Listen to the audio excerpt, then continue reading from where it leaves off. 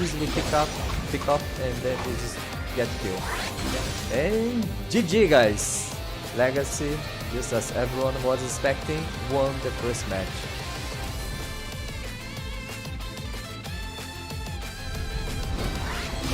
Madness is on screen now and is here looking to make a difference on the battlefield. They're sweeping through the enemies, and it looks like they're at 80 kills.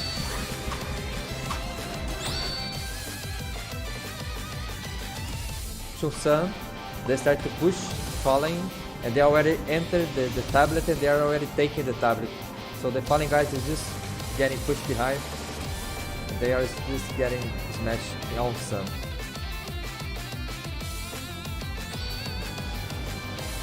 Bad Mistake is just showing off at this point. And they're making sure we know who is truly immortal with 100 kills.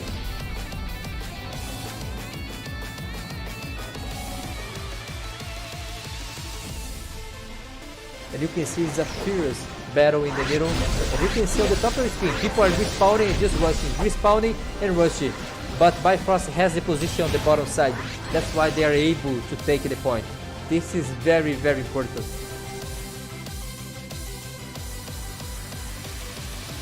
Hawk Z is making their way to the battlefield with their cool outfit. And they're cutting through the enemies like a hot knife going through butter. They're already at 120 kills.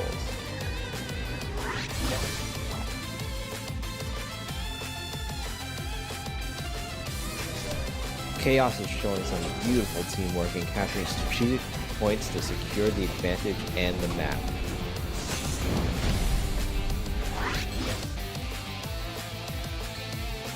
Especially against a very strong build like Envy. You can see they use the Oblivion on the backside, which is very, very good. So the Oblivion was not very useful in this case. So if they had one Oblivion or even 2 Oblivion, they would be able to hold Season outside the point.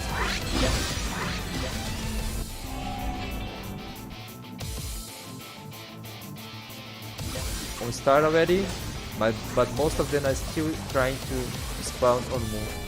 So they're gonna have a really hard time then.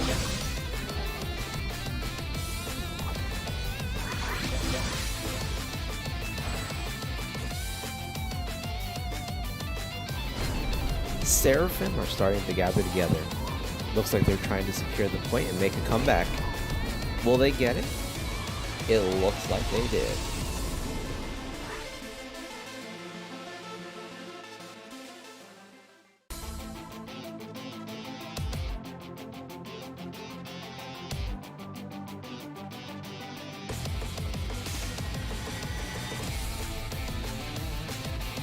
Boba is just concentrating the power on Moon and Star so far. Let's see, they're doing a great job doing a free cast here.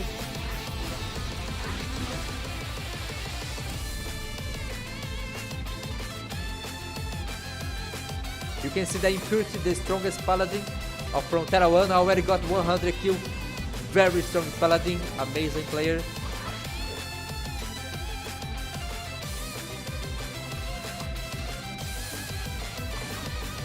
Legacy is really pulling out all of the stops for this match. They make defeating their opponents look easy. Guess they're in a rush to move on to the next round.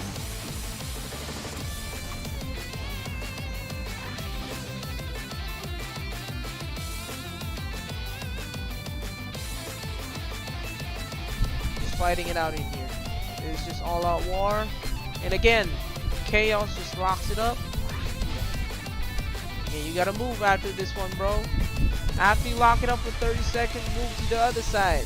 Or get Moon. Moon only has like 7 people in it.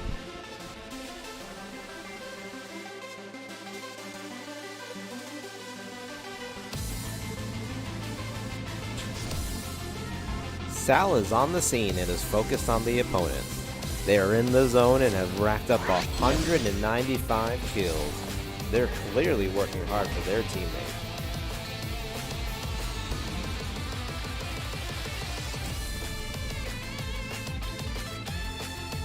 Avalon has a truly unbreakable will. They stick to their strategy and none of them waver. Their dedication has earned them this victory.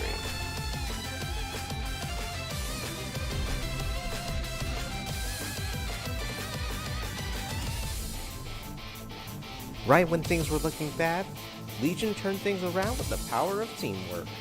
They took down a key monster, gained the advantage, and snatched up the win.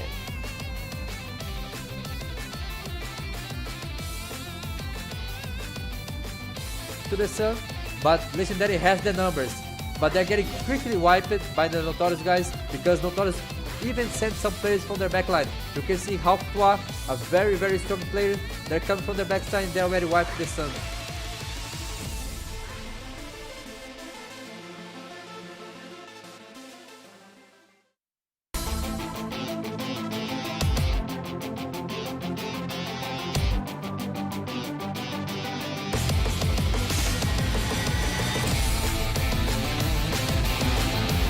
Legion just managed to get the 500 points advantage.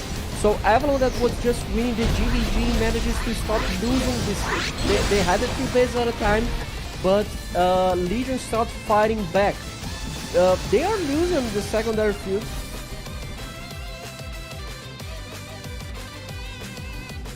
This strategy that they just like go for the side tablets, they go for Star, they go for Sun, but it's not enough. They're not fast enough. They can't stand the shock. It's too much damage.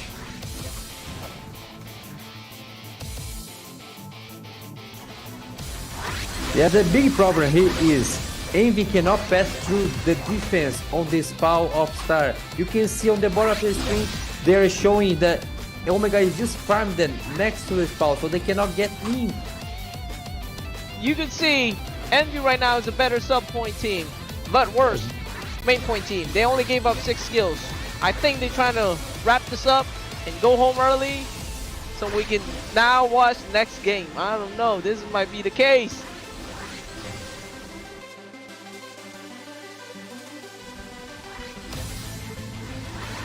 Look at this, Boba Cat already has 9,000 points, bro. You got all the buffs all over your body. Well, how can you possibly lose on this? It's going to be very hard now for Nova because they didn't have any buffs for the secondary field. They trade the tablets now. They went for Sun. There you go, ladies and gentlemen. This is the only point in this this fight between these two guilds that they were able to capture 3 nodes. Boba Cat's known they're the biggest on this, going all the way in.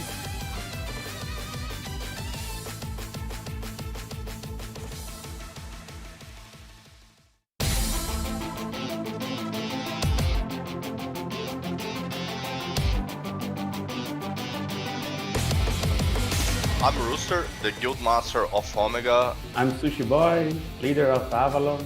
I'm Rolo, one of the current leads for Legacy. My name is Exito, and I'm from Boba Cats. Well, thanks God, like if I wasn't ambitious, who would be? Like, can you imagine if I just tell my mate style, like, well, we're gonna be second, let's fight for the 3rd place. No, that's not how it's gonna be.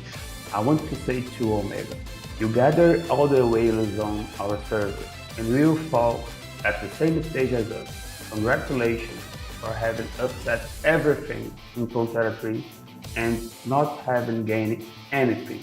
You know, I just let bygones be bygones. I've played in a lot of games where one day you're enemy, and then the next day I'm on your side. So, you know, it's just a video game, and growing up is learning to, you know, not hold grudges against people. So I'm going to be honest with you, I don't really know who the other opponents are.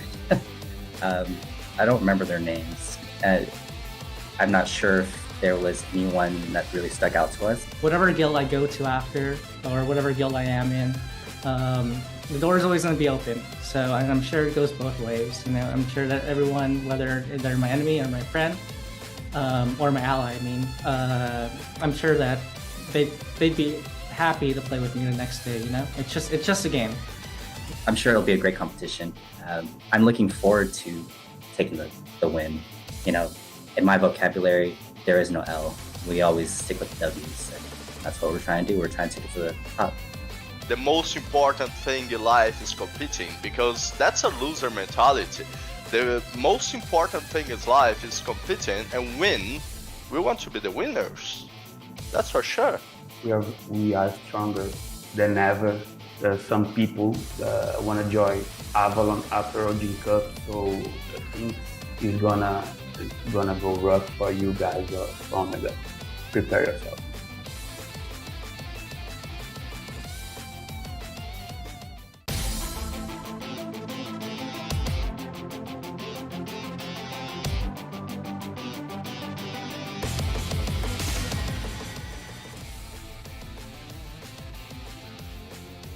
Hey everyone, I'm Rolo, one of the current leads for Legacy. I'm from the United States and I'm responsible for PvP planning and development within the guild. Yes, there's a slight story behind it. Originally, when the server opened, a lot of veteran players from the previous server, NA, came to this server and they heavily contested the PvP scene. And that ended up discouraging a lot of the Brazilian newer players, and they couldn't keep up. So they slowly decided to give up. And in response, the larger Brazilian guilds eventually decided to merge, make an alliance, and try to challenge this dominant guild. And that's what Legacy is today. It kind of represents the story of the people who came together to stand up and really fight against the dominant guild.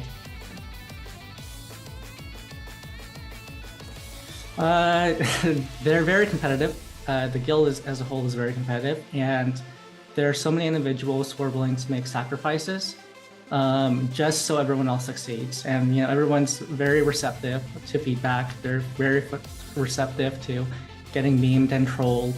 So it's just an overall fun environment that we have in the guild, and that's pretty. That's what makes the game fun for us. When it comes to planning, I'm the guy who expects the worst. So I could raise a flag because I'm pretty sure there are a lot of people who are confident in my guild that think that we could win. So I'll raise the flag for them. But for myself, I'm just gonna keep on planning for the worst, and then hopefully that leads to over preparation, which helps us win. So I'm excited to dive into that with the guild, and hopefully we can come together for next Odin's Cup and then have a nice friendly competition then again.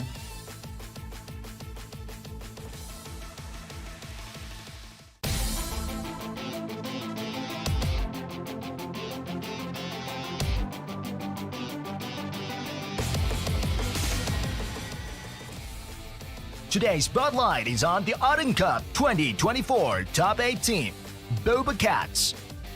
Mew, the Guild Master, is the heart and soul of the team, with Commander Jigglypuff providing strategic leadership. Boba Cats made a strong impression early on, securing a third-place finish to power through to the top 32.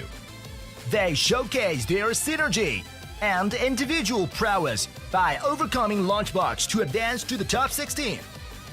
In the critical match for the top 8, they faced a tough team, Seasons, and displayed unmatched resilience and strategy, clinching a thrilling victory to proudly march into the top 8 eliminations.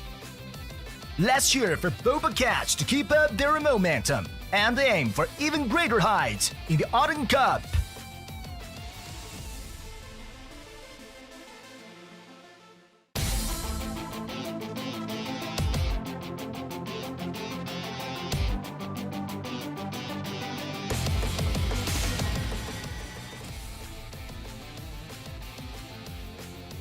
I'm Rooster, the Guild Master of Omega. I come from the land of Atlético Mineiro in Brazil.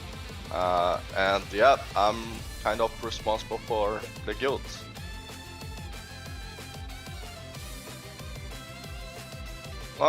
Yeah, well, I'm the Guild Master, but I'm actually just a kind of a face. I just like handle all the drama that goes on, but well, basically me and Lowe's, we formed like a council. We just formed like a lot of officers, vice leaders. We don't do anything like by ourselves. We always like ask if everything is alright. Like we don't do anything like by ourselves. We just like help each other always. So there is no burden on anyone's back.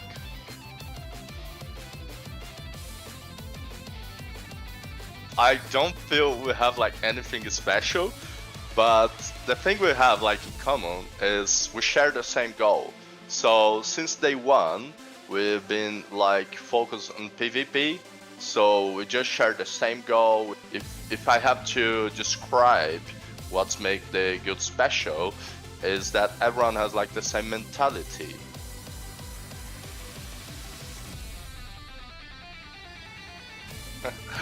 Well, I kind of tell them every day what to do and what not to do. So they already know which mobs they should farm, since like we prioritize farm mobs that gives like PvP cards.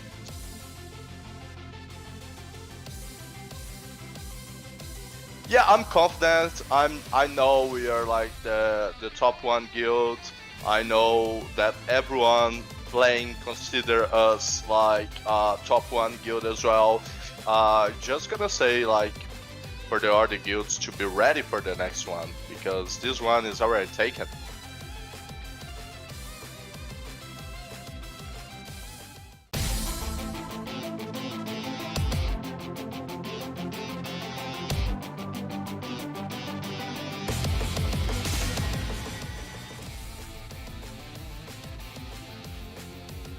Hello guys, I'm Sushi Boy, leader of Avalon. I'm from Brazil and I'm responsible for guiding the clan.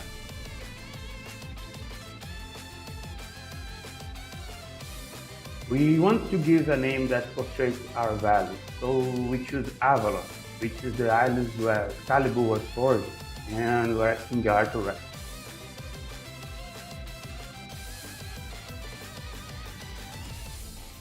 Like I said, our goal is to overcome our limits. The top 8 is amazing, the top 4 will be outstanding. Our 7 guilds, I guess, stronger than us in terms of power. So the road is be difficult in every next step. And in the next game, we'll try to really win in the strategy, because our member is not so strong than the enemy. And one day at a time. We'll try to reach the top 4, and when we do, I think in the top 2 or top 1.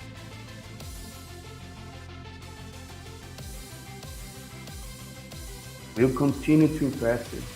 And if you don't watch out, we manage to top 2 or top 1. So be prepared, guys.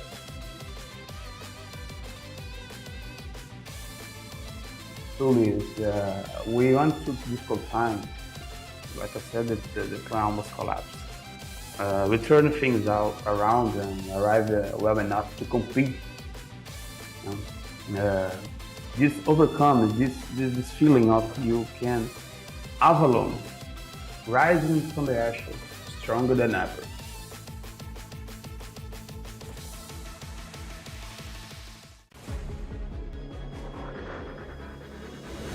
Introducing the Odin Cup in Ragnarok Origin, ROO, a redefined GVG tournament that embodies the spirit of passion and honor.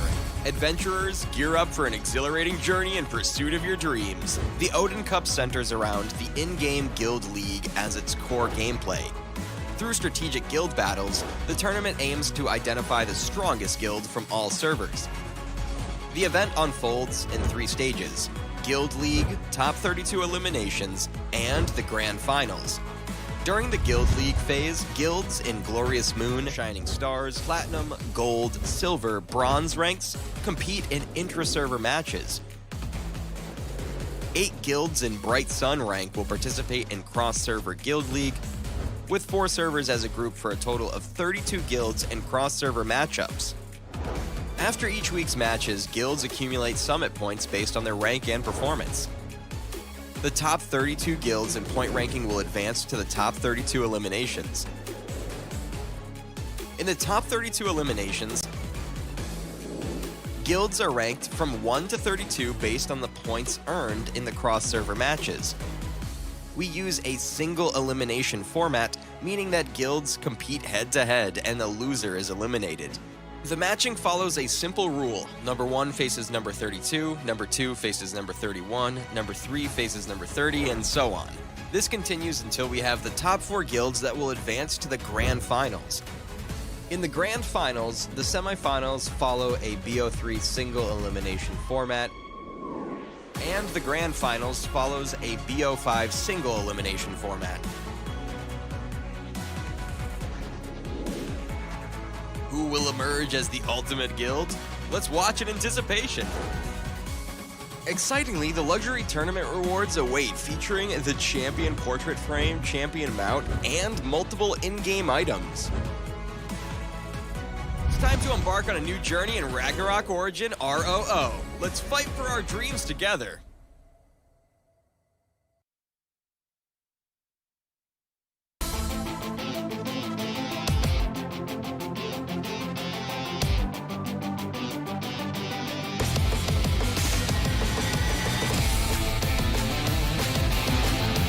Legion just managed to get the 500 points advantage.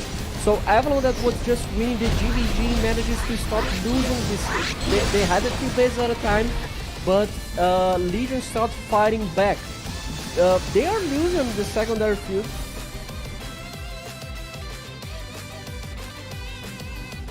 This strategy that they just like go for the side tablets, they go for star, they go for sun, but it's not enough. They're not fast enough. They can't stand the shock. It's too much damage.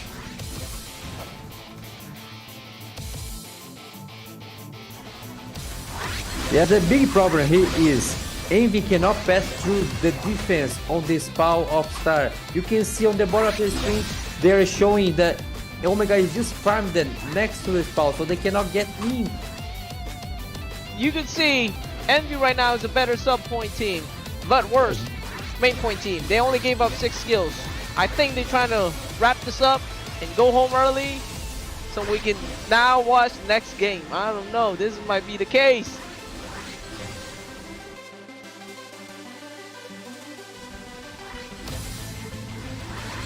Look at this, Boba Cat already has 9,000 points, bro. You got all the buffs all over your body. Well, how can you possibly lose on this?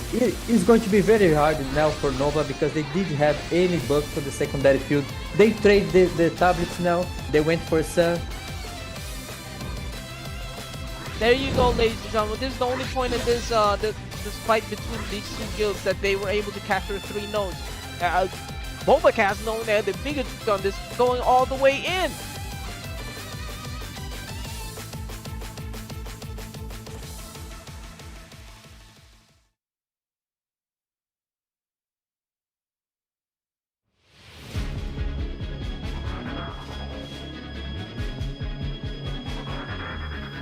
I'm feeling alive again. My vessel's dilate. All the enemies start to pray, start to escape. No one can take away our power and our faith. Once we showed up in this game, this thrill won't fade away. See us step in the spot, shining like VVS stars. Another one bites the dust, making my adrenaline rush. My crown will never rot, 'cause I'll ignite the flames of new life. The glory is always by your side. Our faith will never collide. Through the dark night, there's always a light, always a sign, showing that we will win this fight. When you feel like everything's dead and in, so hard to stand, the whole world's like a prank. Keep taking an L, everything's in vain. You feel so powerless with your bare hands. Speak it out even when your voice shaking, 'cause we'll make it. Our steps be groundbreaking. We'll be the blockbuster of the season for the sake of freedom. Keep dreaming, compete for the dreams till they retreat. Put on some speed till you hit the beat. Keep moving forward even when your heart's bleeding. Y'all know we're really glass ceiling. Believe it, hang on for victory. Write a new chapter of history. Don't let anyone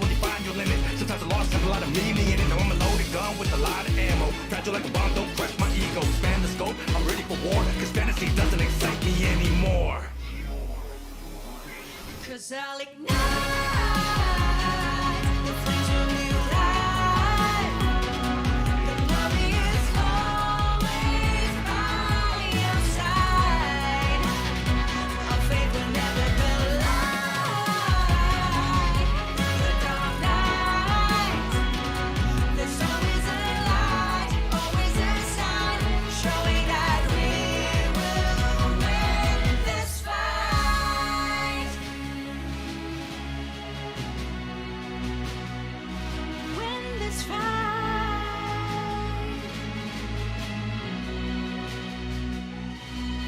To collapse, to fall, to break, but always come back stronger. I'm feeling alive again, my lungs and pupils dilate. Kneel down to fate, to be the one who conquers. No one can take away our power and our faith. 'Cause I'll And ignite.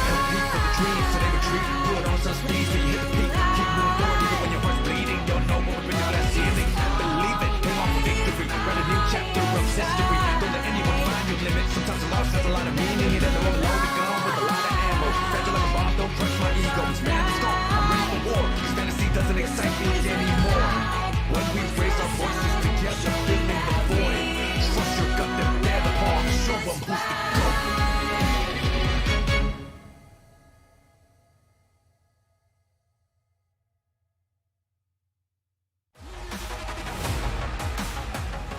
Olá pessoal, meu nome é Marcelo e sou comentarista aqui da Copa Odin do canal.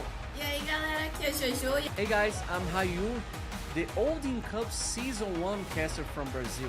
Hola, ¿qué tal? Soy Darío Quintero Lardox, comentarista de la primera temporada de la Copa Odin de Ragnarok Origin. E aí galera, beleza? Flashzito na área, e se você quer participar da transmissão ao vivo, aproveita, corre já. Hello guys, I'm Sagara. I'm one of the Odin Cup Season 1 caster from Brazil. Soy Kyo, comentarista de la Copa Odin, temporada número 1 de la plataforma de YouTube. É uma satisfação imensa fazer parte dessa Copa, então cola lá na live que vai ter muito codiguinho. E é com grande felicidade que anuncio pra vocês que eu vou ser a comentarista oficial da Odin Cup. Espero que podamos presenciar juntos el ascenso de nuevas leyendas. The fight for the top 4 and the Ultimate Champion is about to unfold and start. Sigue con nosotros para descubrir más. Campeonato oficial do Ragnarok Origin e hoje vai ser as quartas de finais lá no canal do YouTube. Join yourself on the official live stream where you can enjoy the Hall of Glory and enjoy Throne of Battle. E eu espero encontrar cada um de vocês lá. Tamo junto. Y disfrutar de este emocionante e inolvidable torneo. Let's gather together for this unforgettable moment. Então às 6 horas encontro vocês lá. Y anima las leyendas de Odin. And cheer off on the Legends of Odin. Tamo junto, valeu, falou.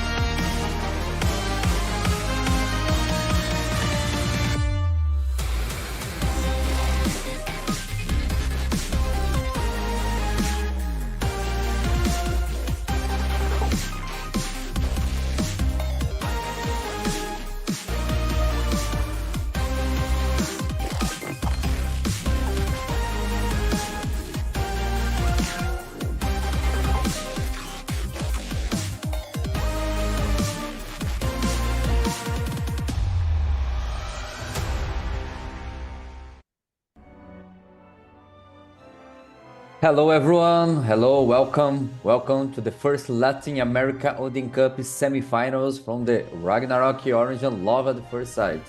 I'm Sagara, I'm your host for tonight's matches, and today we're gonna have the semifinals.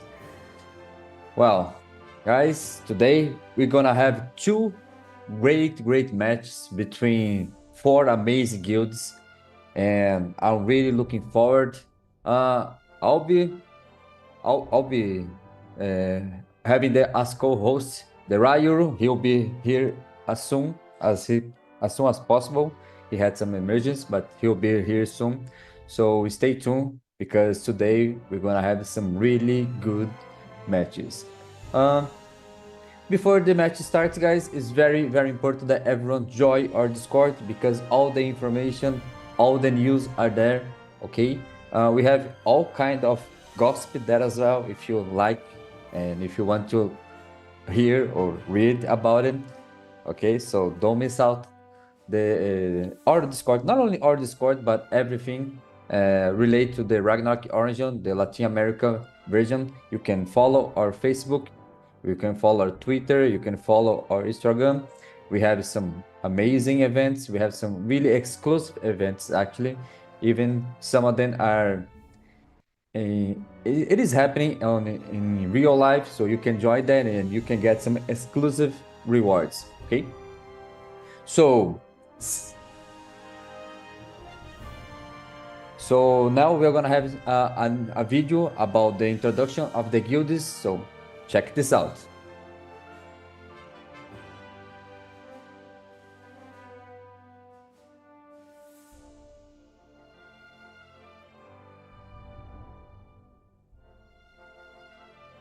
And we're gonna have I think the production, it's going to do a luck draw first, is that correct? Or are you going to play the video first?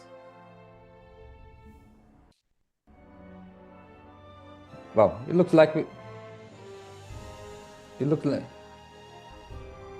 okay, it looks like we're gonna have a lucky draw first. Again, guys, don't forget to join our Discord, our official Discord. And now, if you want to participate in our luck draw, don't forget to send your message. Don't forget to put your ID. If you don't know where to find your ID, just check your character in game, click on the top left of your screen, and then you're gonna see a number. You can copy this number, and then that's it. And now for our first gift code of the day. So the first gift code of our semi-final. Don't forget to redeem this one because it is super good, okay? And this is just the first that we're gonna have throughout the night. Again, by the end of the stream, we're gonna have a really good raffle that is going to give you Neon Berry. So stay tuned and watch throughout the whole stream. And again, guys, don't forget to check and redeem this code. It's going to give you some gacha and some super pet coupon, okay? And I hope you all get really lucky with this one and get your S pet or maybe your costume because well, the costume is super good now. And now we're gonna have some information here based on the rewards of the champion, guys. This champion guild will be awarded an Odin Cup trophy. And each of the 150 guild members will also receive an Odin Champion Pendant. So this is a physical reward that all the champions going to get. Stay tuned. If you are a champion, you're probably going to get one. And well, we don't have much information about this, but I'm sure they're gonna release more about it and they're gonna explain what is this in the future. And again, guys, they're probably going to explain what is this physical reward on Discord. So check our Discord. Don't forget to join our Discord because we're going to have some really good information there. Especially now that soon we're going to have the 30 class and they're going to do some pretty good introduction about the classes and they're going to explain how the class is going to work. So stay tuned. And again, guys, this is an exclusive reward for the Champion Guild. And now you can see the roadmap to the top 32. You can see the 4 divisions. We have the 4 top guilds being the top of the bracket. We have Shibuya, you had Omega, you had Legacy, and you had Boba Cats as the top 4 guilds on their bracket. The only guild that lost was the Shibuya, which was defeated by the Avalon, and Avalon is one of our semi-finalists. And it's going to be our first match, which they're going to play against Omega. Actually, they're going to play against Legacy. Omega is going to play against Boba. So Avalon is going to play against Legacy. And guys, this is going to be a really interesting match. Legacy is, of course, the favorite to win here. But the Avalon guys got some really, really good boost of confidence after the last match against Legion, which was pretty close. And they were able to win based on their strategy, based on their movement on the map. And especially the map 2, which they got a huge advantage. And the map 1 was able to capitalize. And their shot caller was amazing. And they were able to involve the Legion. And they were able to win 2-1. And I was reading some comments on the Discord, and the Avalon guys are quite confident that they can put up a good fight against the Legacy guys. So let's check this match, guys, because I think it's going to be fire. And maybe the Avalon guys can surprise and bring at least one win, or maybe an even match, which is everything that we are asking for. A good match. Because even if you're losing, it doesn't matter. The most important thing is that you put up a good fight. And now you have the roadmap to the top 4. You had the Avalon against Legion, which Avalon won. Legacy against Notorious, which Legacy won. Omega against Envy, which we had the Omega guys. And the last one, the Boba Cats, that won a pretty good match against the Nova guys. And as you can see on your screen, we have 2 guilds from the Frontera tree, which are Avalon and Omega. And then we have Legacy from Frontera 5 and Boba Cats from Frontera 4. And, well, great matches. And now we have the matches of the day, guys. So the 2 semifinals is going to happen today. Both of them is going to be a best of 3. So we're going to have as first match, the Avalon against Legacy. And the second match is going to be Omega against the Boba Cats. I think the match of the day is going to be the Omega against the Boba Cats, because they are pretty close in strength. Avalon against Legacy is more about the strategy. If Avalon can put up a good fight, if they can, I don't know, maybe win the secondary field, they will be able to at least perform on the main field. If they lose on the secondary, I don't think there is anything the Avalon can do. So they will have to bring their strength to the secondary field and then use their superb shot calling to at least try to get 1, maybe 2 stronghold from Legacy. And, well, let's see. Maybe they can push even to the old Baron and bring down to the knee. Well, I'll look forward for the match, guys. I really hope for this one, for the Avalon against Legacy, that we have some pretty good match. Especially because on the previous match, Legacy was able to just destroy Notorious, even though they had a similar strength. And you could see that no matter if you have, it doesn't really matter if you have a similar power, if you have the correct pieces, which Legacy just show us that they do. You can easily win the match. It doesn't matter if the power is similar, because if you are following the meta, and especially if you have the correct stats, which is also they do, you can pretty much just destroy your opponent. And Legacy was, well, based on the previous match, I gotta say they are the favorites to win the whole tournament. But on the second semifinal, we're gonna have 2 of the powerhouse, one of Frontera 4 and one of them in Frontera 5. So I'm really looking forward for both matches of the day, guys. And now, hello. And now Ryu is here, guys. Welcome, Ryu. I'm kind of busy to the show, but glad to be here. Hello, Sagara. Hello, everyone. Hello, Good night. welcome. I'm sorry to be late, but Problems happen, stuff happens, but we are here live to cover one more day of Odin Cup. So, what we were talking about, Sagar? I was explaining the matches of the day. We already had the roadmap from the top 32 until the top 4, and we just had the top 4. And now they are just giving another gifting code. So don't forget to redeem the gift code. This one is super good as well. It's going to give us some pretty amazing rewards. I don't remember if this one is going to give you diamonds, but don't forget to check it out, okay? Yeah, I think the next ones and the last one are the most OP, because the last one gives neon berries, and I think the next gift cards, the next gift codes give some diamonds. But I think the first ones are just to hit people up, just to bring some heat, just to make sure people are staying tuned. And Legacy against Avalon and Omega against Boba Cats. Can you tell me your predictions? Well, my prediction is both matches going to be super good. I don't know who is going to win. But I have a question for you, Ryu. Who has the best emblem? Who has the best avatar? I mean, which one do you prefer? Not gonna lie, but I think Boba Cats is really cute. Look how cute.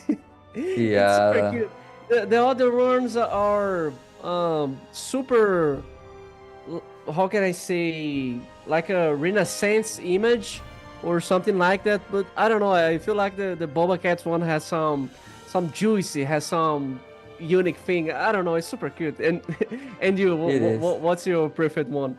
Yeah, I prefer the Boba Cats as well. I mean, it gives you the vibe of the name of the guild as well. Yeah. So I think they are showing pretty well. I mean, it was a great choice by then.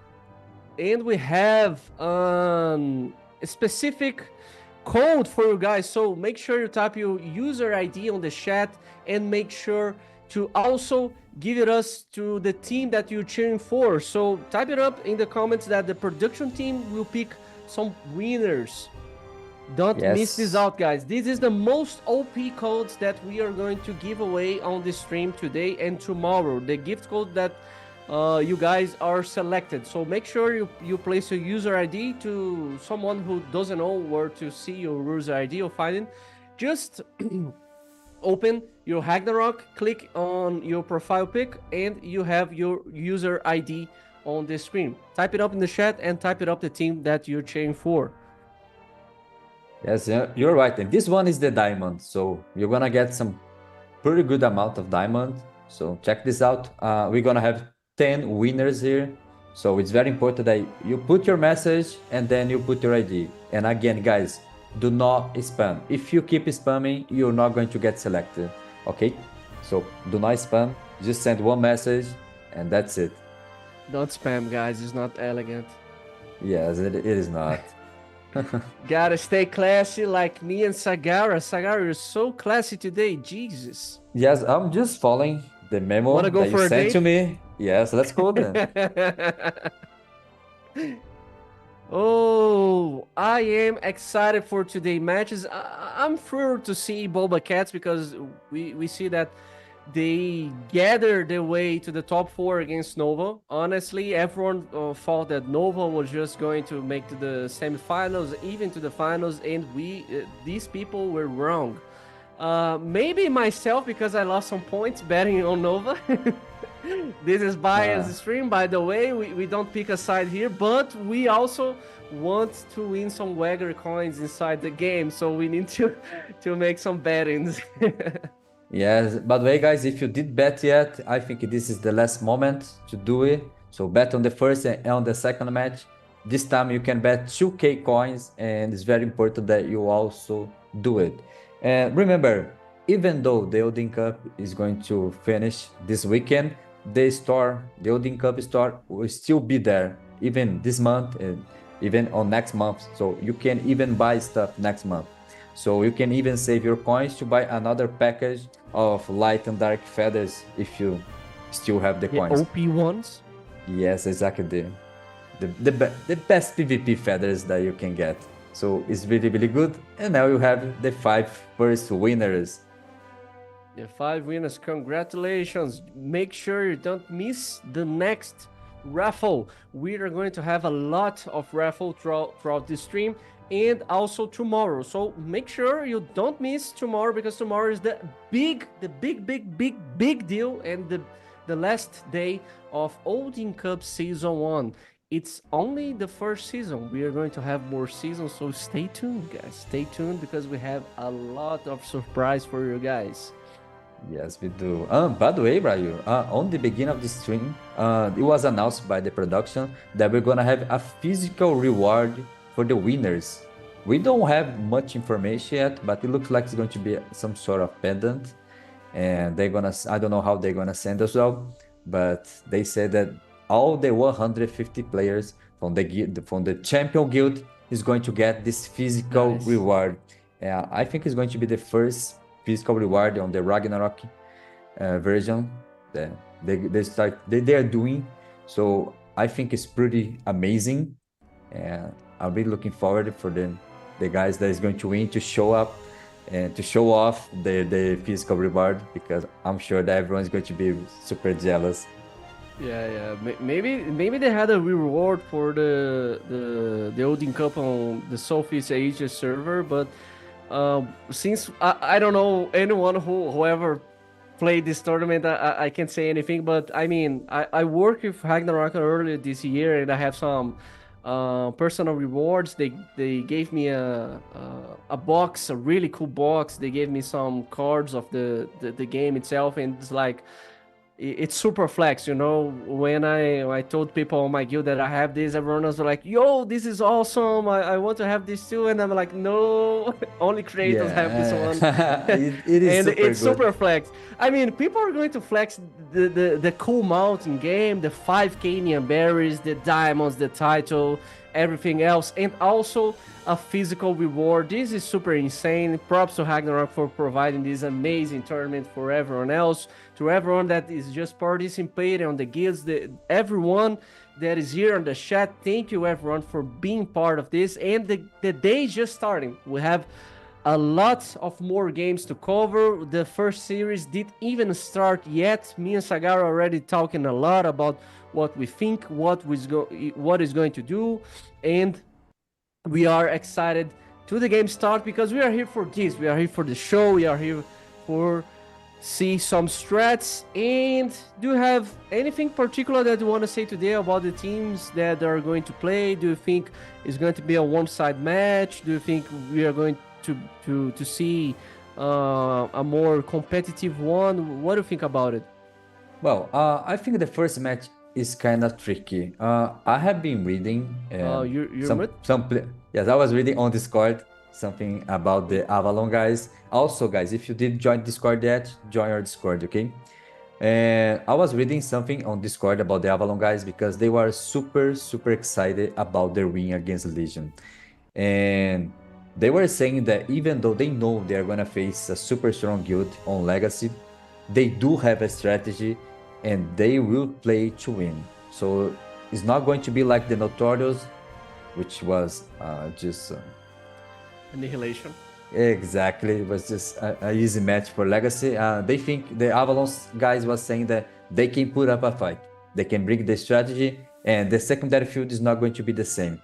And here is the trick, guys. Avalon, they are the weaker guild against the Legacy.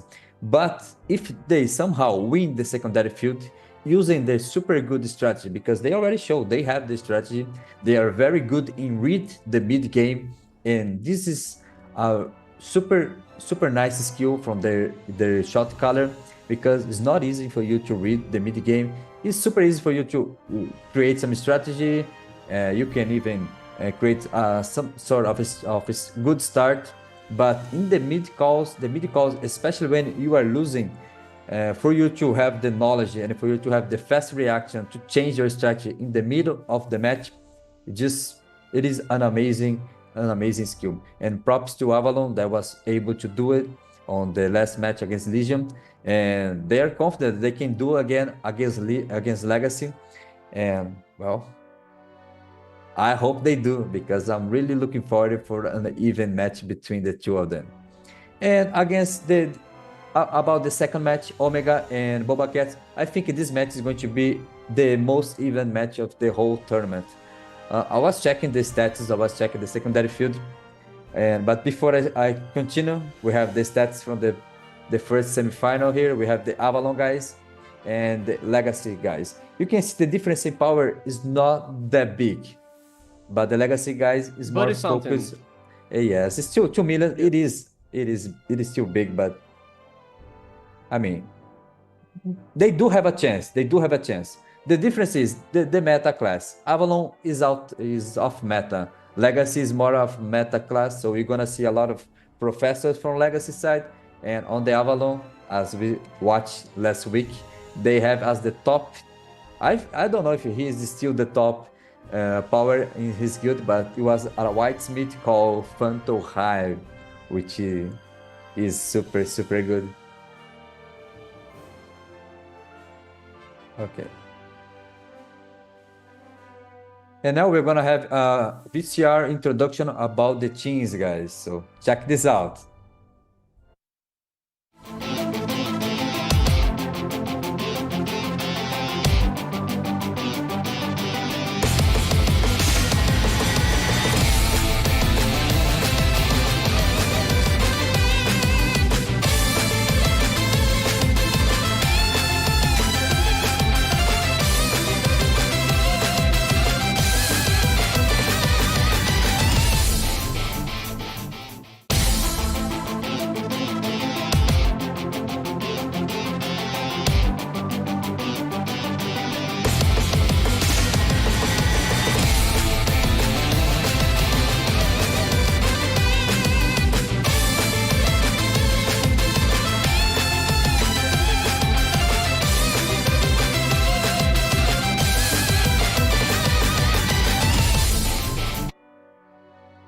And we're back. We had some introduction for the Vice Guild Masters and everyone at the staff from both teams. Now we are seeing the top players from Avalon, Ansel, the Master Smith, and Hafamali Sniper, WD-40, Assassin Cross, and Rushu Professional, and of course the Sushi Boy. Sushi Boy, I think you're a big fan of Sushi Boy, Sagar, because you always talk of Sushi Boy. Yeah, he is the leader of the guild, and I think he's the shot caller. I'm not sure because I'm not listening their calls, but I think he's the shot caller, and that's why he's always the one of the top killers, and he's always performing, even though he's not the strongest character on his guild. He's always able to put up the numbers. So I'm a big fan of Sushi Boy, and also his name is amazing. And as I said previously. You can see the top 1 player from Avalon, different from all other guilds, is a Master Smith. So it's completely off meta.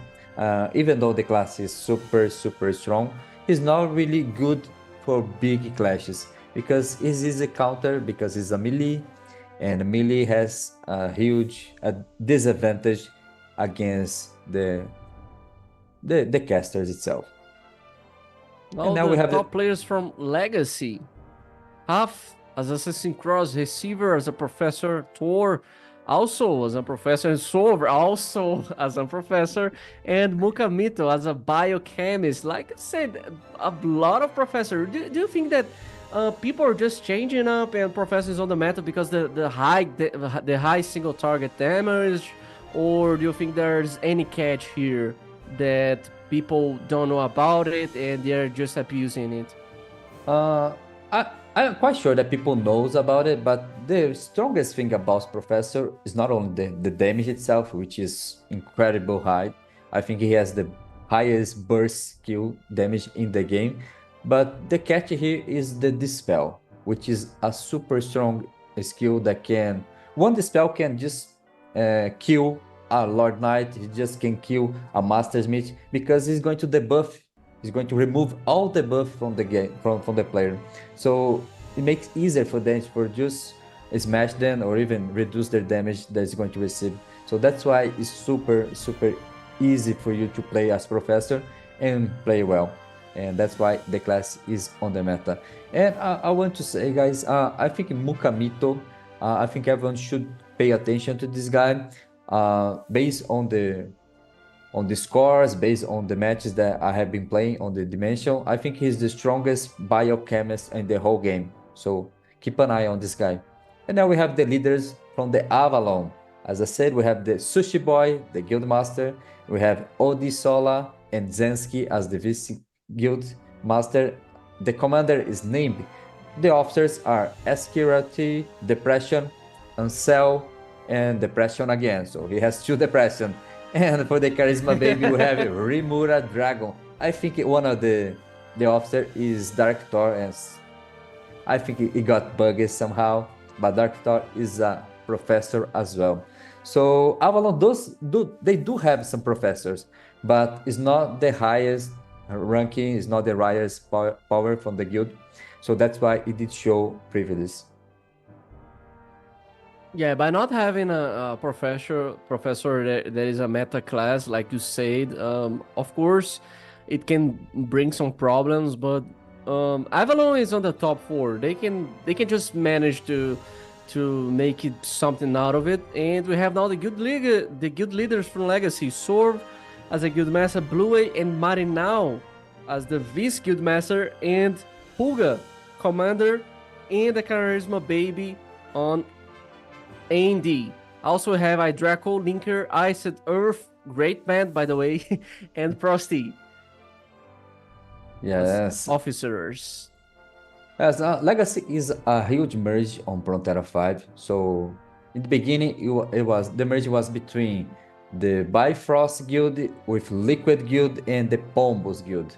I think the main Vice Guild Master and the commanders itself are based on the Liquid guys and the Pombos guys. And then the Bifrost just joined. The Bifrost guys are the ones that speak English. The Pombos and the Liquids are the ones that used to speak Portuguese. But now everyone, at least on the main field, their calls are in English, so everyone can actually understand the calls. But I'm quite sure they do some mix as well, because sometimes some players does not speak English, so they need to speak in Portuguese and then switch to English. So the knowledge that you need to have to speak both language and do the strategy and do the calls at the same time, I mean, just show how good this guild is. And I think Ice the Earth, if I remember correct, is the one that showed some skirmish from them, and they were switching back and forth, and they were doing an amazing job by it. And now we have the leaders from the Avalon guys. Again, we have the Sushi Boy as guild leader, we have Zensky and Odisol as the VC guild master. And now we have the officers and the commander Nibel, the officer Ansel, and the officer Depression. And again, Depression, because here's the Depression. Yes, he's always there. And then we have Sword in there. He never left. And murder. Exactly. And now this is the Avalon guys. I mean, they are pretty strong, and they're gonna rely on the good shot caller to try to surprise Legacy here. Type it up in the chat, guys, if you're cheering for Avalon or Legacy. Both teams are just joining the battle right now. We are seeing some players, the Guild Master Soul, the Vice Guild Master, everyone joining in. So props in the chat. Let me see if you guys are cheering for Legacy or Avalon. Make sure you also have your user ID copy, because when we are going to ask, make sure you have this ready, because you don't miss out some raffles that we are going to do here today, okay? And we have game going up soon, Sagara. Yes, we Finally. do. Yes. Remember, guys, this is a best of 3, so even if you lose the first match, it is still okay. You just need to have a conversation with your guild members and then try to work things out. And guys, it's very, very important. Doesn't matter if you lose or if you win the first match. You need to go confident that you can put a show and you can actually put up a fight. Especially for the Avalon guys, because as I keep saying, it doesn't matter if you are not the favorite here. Well, if you came through all the way until the semifinal, it means that you are strong. It means that you have the means to actually put up a fight against the Legacy guys. So let's try to prove that you are worth your spot, and let's try to bring a super good match and maybe even the win. There's something actually cool about playing tournament and playing best of 3 that I mean, I'm a ex-pro player on Dota, and when I had a team, when we lost the best of 3, the first game, we were like, okay, we just need to play the 2 best of runs in a row to win the match. Right now, it's not a big deal. We always try to be positive about it. I mean, playing the best of 1 is super hard because you always one game on defeat, but it kind of drives us to make sure we are trying to do our best, and we make some super effort to try to win. Sometimes it worked, sometimes it didn't, but I think it's a nice mentality. Okay, guys, we just had the first game, so whatever. Now we just need to play 2 best of 1. It doesn't matter. Let's go and let's go. You know. Yes, and we I have think some this game is- on the screen. You can keep talking. Sorry. No worries. I think this is the correct mentality as well. It doesn't matter if you win or if you lose, you still have 2 best of 1. And if you are the winner, you're just going to have 1. But if you're the loser, you're going to have 2. And everything can happen in a best of 1, guys. And now we're going to have the first match of the day. And you can see, you have images from the secondary field. You can see the people are already gathering into the middle. You can see both Avalon and Legacy here. So they're just staring at each other. We cannot see the sides yet. But as always, guys, it's very important that you do some scouting on the secondary field, because there are 5 spots that can respawn monsters, and you need to get monsters. Okay, guys, if you want to have a big advantage in the beginning, you need to get the most monsters as possible, and then you can go for the fights. There are 3 timers that you need to keep an eye on. The first one is as soon as the game starts. The second one is going to happen in 17 minutes, and then the last one on 12 minutes. So these are the 3 waves of monsters that you need to be prepared for. So you need to move there first. And now we are back, and we are finally here for the main field. Yeah, we are seeing some strategy also going on. Legacy grouping up for entering the Moon Tablet. We see a couple people positioned to the star ones. I think we are going to see a big shock on the Moon Tablet as well. I mean, we talk about this 100 times, and we are going to say again, because when you have the control of the Moon Tablet, the game it's easier, because you can just rotate for the Sun and the Star Tablet, and you don't need to just running around trying to get the Moon Tablet when you have the control. Because if you have Moon and Sun or Star, it doesn't matter. If you just keep it up, the 2 bases, it's good for you. And we can see also that everyone, I think Sagara, people don't know about the broken strategy for changing the nicknames. They don't know about it. They simply don't know, because no one is abusing it. Guys, come on. There's a lot of stake in the game. There's a lot of barriers. There's the mount. There's the physical reward. There's a lot of things in the game right now. You need to make sure that you address and you use everything that you need, and it's possible to win. So start to change the nicknames. Everyone use the same outfit. Make sure the enemies are just confusing you in the battlefield. I mean, it's super broken, not gonna lie. But I'm kind of surprised, because we are in the top 4 and we still don't have this strategy being used. What do you think about it? I think people are just shy to change their nickname. But now, guys, you can see that Legacy is going to focus on their sides and Avalon is going for the middle. Let's see what is going to be the strategy. It looks like the Avalon just give up the middle and just went for the Sun now. Yes, and you can even see some red statue falling off on the Star Tablet, but it's all good for Legacy so far. They got 2 tablets, they got the Moon, they got the Star. Meanwhile, Avalon was fast enough to move and change their strategy, and so they did try to fight for the Moon, because they got obliterated that and just moved to Sun. And remember, guys, Legacy is the green one, Avalon is the orange. And you can see on your screen on the top. Switch it up. Yes, it switch it up.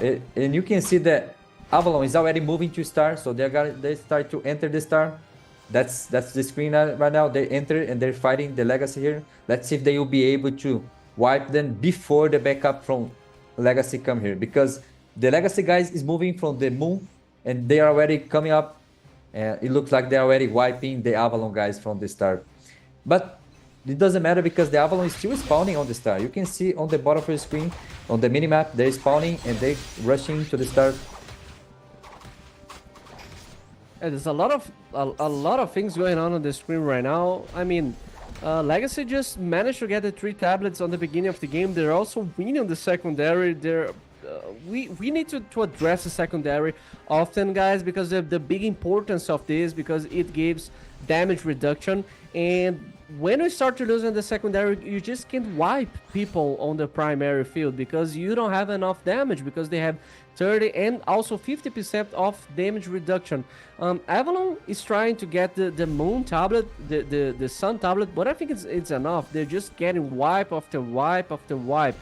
Maybe they need to change some strats and not to concentrate a lot of people in a single tablet. Maybe spread out, maybe spread out, try to go for sun and also star. I mean, it's hard, it's difficult, but they're just getting annihilated for Legacy.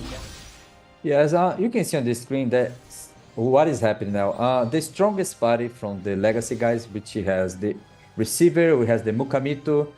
They are basically holding with 2 parties the sun against the whole guild from Avalon.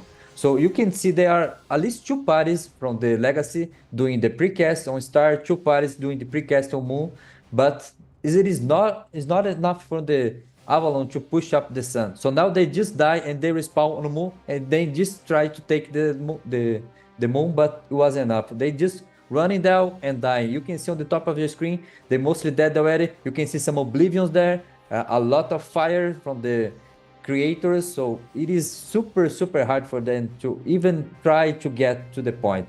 And now they still respawning on moon and they try to rush to star. But you can see the Legacy is super fast on the movement and they are already moving there. So they are able to wipe them before they even enter the point. And now you can see the images from the star. Yes, they are. They're everywhere on the camp. They're in the middle, they are in the moon tablet, they are in the sun, the star. They are even the spawn. What is happening? What a dominance. Like, we didn't see a team performing like that before. Of course, we are seeing some annihilations on the side of other teams, but I mean, what is happening right now? Legacy, it's everywhere.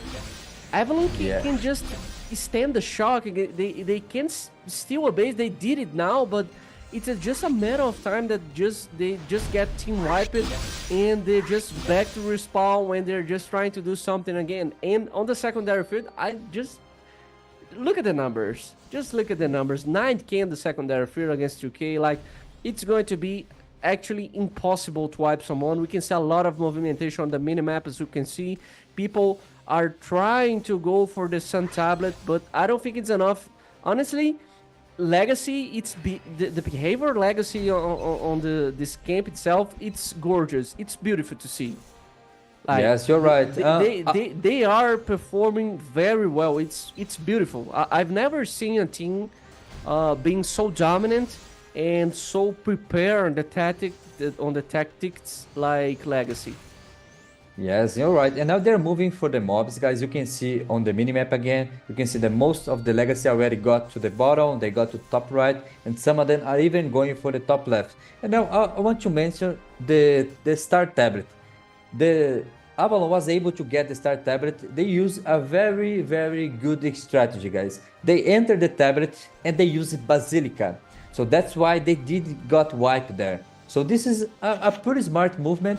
If you are not the strongest guild, you can coordinate some Basilicas. You can send maybe 3, 4, even 5 priests to use Basilica at the same time, and then you just stand there because you have the numbers. And now we were able to see some red statue dropping up in the middle, and the Legacy guys just wiped the Avalon. It was basically one red statue and they got insta-killed. So great job by Raf. You can see they already got 70 kills. So pretty good job.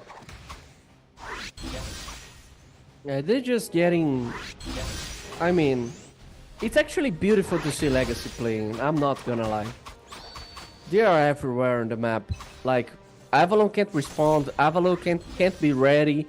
Avalon can't just make a strategy and like we are going to spread and go for star, maybe moon, maybe sun. They're just running out in the map and getting caught by the legacy players. Like, um, I'm shocked, by the way. Well, they are showing why they are one of the favorites. What Legacy is doing, it is playing by the book. So what they're doing, every time they enter the point, they just wipe the Avalon guys pretty quickly, and then they just let one, maybe two parties there holding their respawn. And if you are doing a pretty good precast on the respawn, most of the players is going to die on the respawn. So they let players doing the respawn camp on star, they let players doing the respawn camp on moon. And then they had some flex party that always moving between the sun and between the star. And now you can see on your screen, there are one party on sun.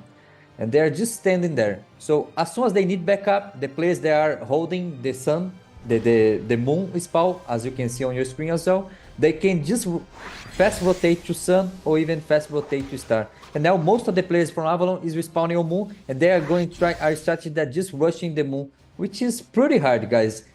Taking moon is the hardest tablet in the whole game. So if you are the weakest guild, you should focus on the sides, because the sides, it is more distance, so it is hard for the guild that is winning to do the backup.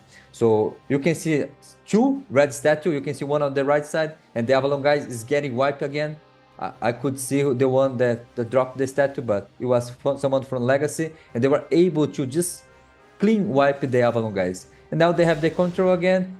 The Avalon guy is still trying to spawn on the moon tablet, and they are getting quickly wiped by the strongest players by Legacy there. We are having some disconnect issues happening right now, some issues, but the match is already over, Sagara. I don't think it's even going to have time for Baron to spawn, because we have 2.6k points against 500 points, so it's just game. Avalon can just reset and go for the next game. We can see the big kill streaks on the screen. Half with 100 kills, Mukamito with 40. Everyone is killing a lot. And I think it's just time to Avalon to reset and start to talk about the next game, because on this one, it's game over already. Yeah, it is super hard. When you are get a bit down like this, guys, sometimes it's easier for you to just try to stall the game so you can have more time to talk to your guild members. Because this game, as Rayo already said, it is already over. So they need to focus on the next one. And they keep doing the same strategy. They always try to spawn in the middle on the moon tablet and then try to run down. But you can see that every time they do that, Legacy is prepared. This time they did not use any red sword, but they use a pretty good Oblivion. You can see the big Oblivion here was just dropped and was able to frozen the whole Avalon guild. So they wasn't even able to flip the tablet, because the Legacy was just prepared to that, and as soon as they dropped the Oblivion, they were able to quick wipe them, and then they're now spawning on the Sun tablet and they try to rush there. But as you said, I don't think it's going to happen, and I think we don't have time for the old Baron, because it's 30 seconds left and only 100 points left, so it's pretty hard for already them. Game. Yeah, props to Legacy. They just managed to destroy the game. I mean, we've seen some strategies happen in real time. We've seen that they just managed to secure at least 2 tablets at a time with 1 and 2 parties, and the other ones are just running around and gathering people and preventing people to come. The Oblivions being used in a good way to make sure Avalon can't leave the spawn, can't proceed to a tablet to another one. I mean, we've seen Legacy just dominating this game. Honestly, I thought by being here on the semifinals, we are seeing some how can I say, some One-side match. I don't want to see a one-side match, you know. I want to see some chaos. I want to see a best of 3. I want to see a lot of games. I want to see that games that some team has like 1k, the other one has 500, then the Baron dies, and the team that you just losing get the advantage. I want to see some kills, but maybe Avalon needs to reset for the next game, because in this one it wasn't enough. Legacy was just dominating. It was in everywhere. Yes, you are right. And you can see they did try some different strategy throughout the game. At first they did try to fight for middle, but as soon as they saw that they did stand a chance there, they moved to Sun, which was a pretty good strategy. At least they got one tablet. But the next move from them was pretty easy to follow, because they went for a star and Legacy was prepared for it. So that's why Legacy just sent two parties to Sun. They got the Sun quite easily because no one was there defending. And then they throw all the other guild members to Star. So they were able to get the 3 cap. And from that moment on, it was pretty hard from the Avalon guys to do anything. They tried some different strategy going for Sun, mostly for Sun in the beginning. They was respawning that and they was trying to force. They even tried to do a split strategy going from the bottom and throwing from the respawn. But I wasn't able to count, but I think it was 2, maybe 3 parties from the Legacy was enough to hold the whole guild from Avalon. So it was pretty hard. And in match like this, you need to understand as well that sometimes there are some pretty strong members that you need to avoid. So if you see Receiver, if you see Raf, do the call. Raf is on Star, so let's move to Sun. Raf is on Sun, let's move to Star. You need to rotate it, because these kind of players are the ones that make the difference. And Rafi was just all over the place. He got over 100 kills. I think Receiver also got 100 kills. Or Sarvi was able to get 80 kills, if I remember correct. So you could see that all players from the Legacy was put up the number, but some of them is always being the outstanding. So if you see these players, just try to play on the other side. So it's very important that you give the call and try to rotate these players. Don't go for the numbers, because sometimes you're gonna see that there are only 3 parties here on Star, and then you move to Star and there are the 3 strongest players from Legacy, and you're gonna get wiped anyway. So sometimes it's better for you to fight 5 weakers, I mean, not that strong parties, than fighting 3 super strong parties. But let's see. Like I said, sometimes the smartest thing that you can do is just dodge the big whales from the other team. And like you were just saying on the pre-show, like you need to pay attention to these professors, because they're just super OP. They are super OP. They are stronger.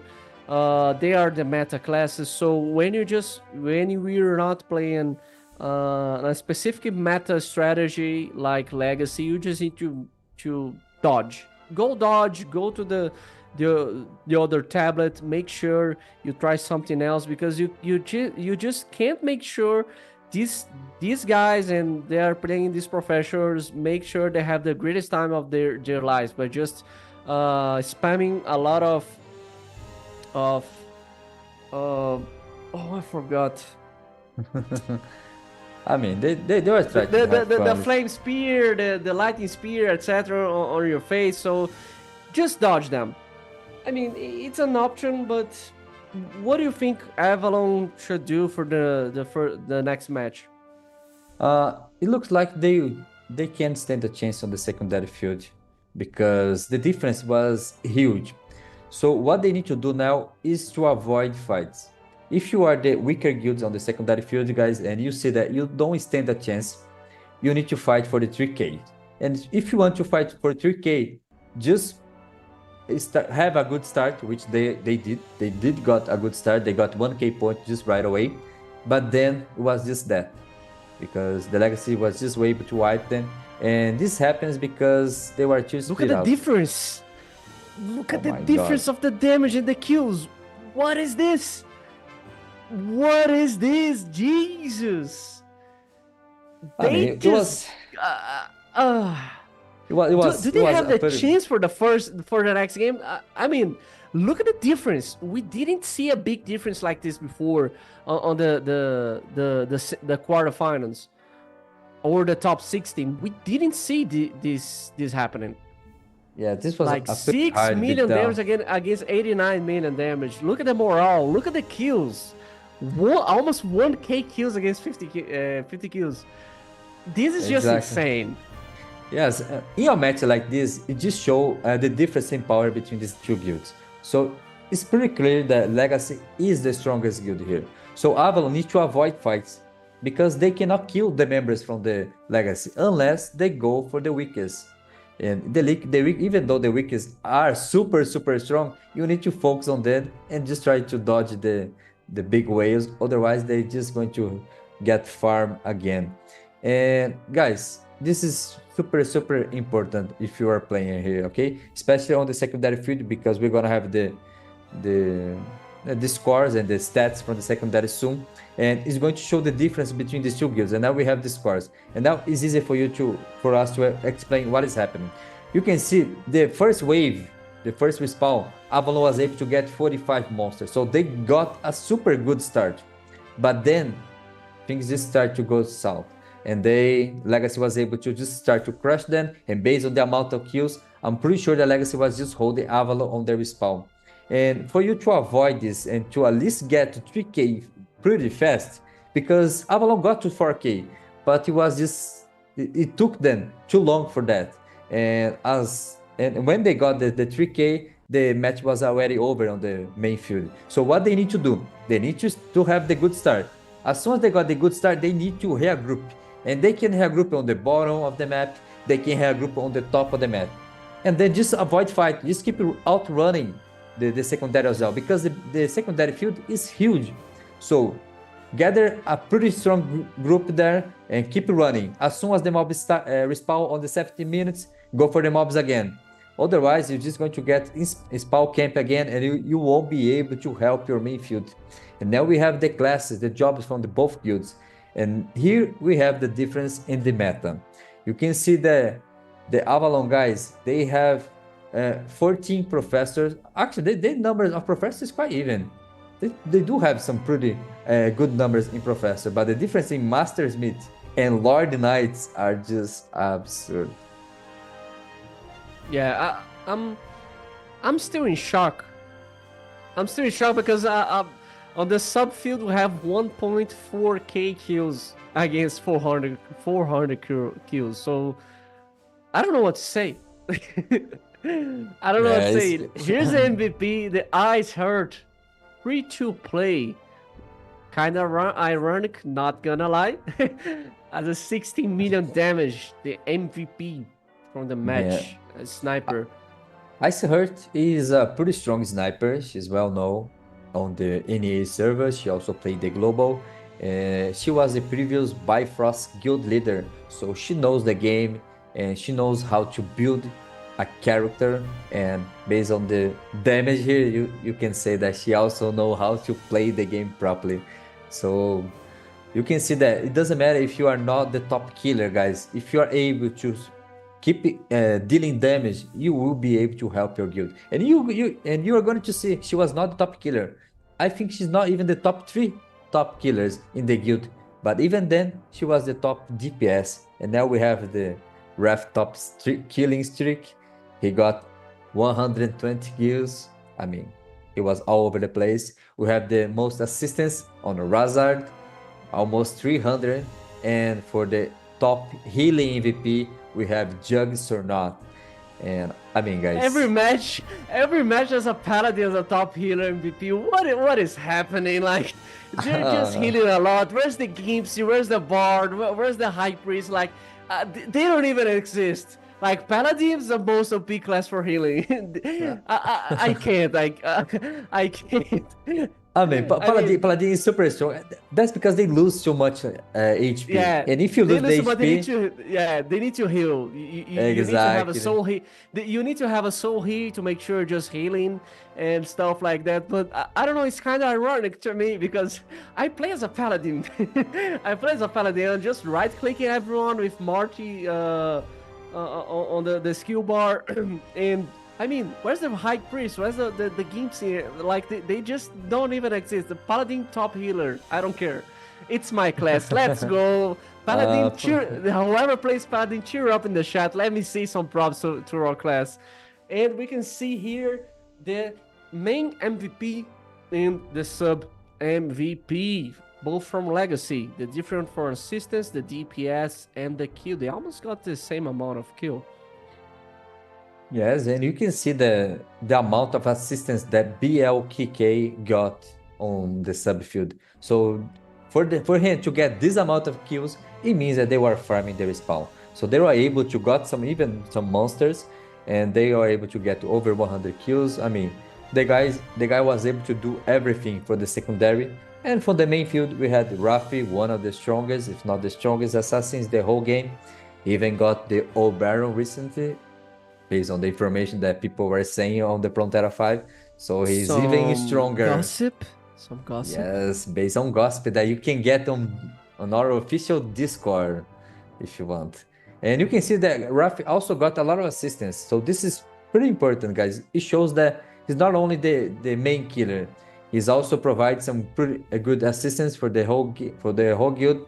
So amazing play by them, and props to everyone. And like I said, props to Icy Heart as well, because even though she was playing with some beasts, she was able to be the top DPS of the whole match.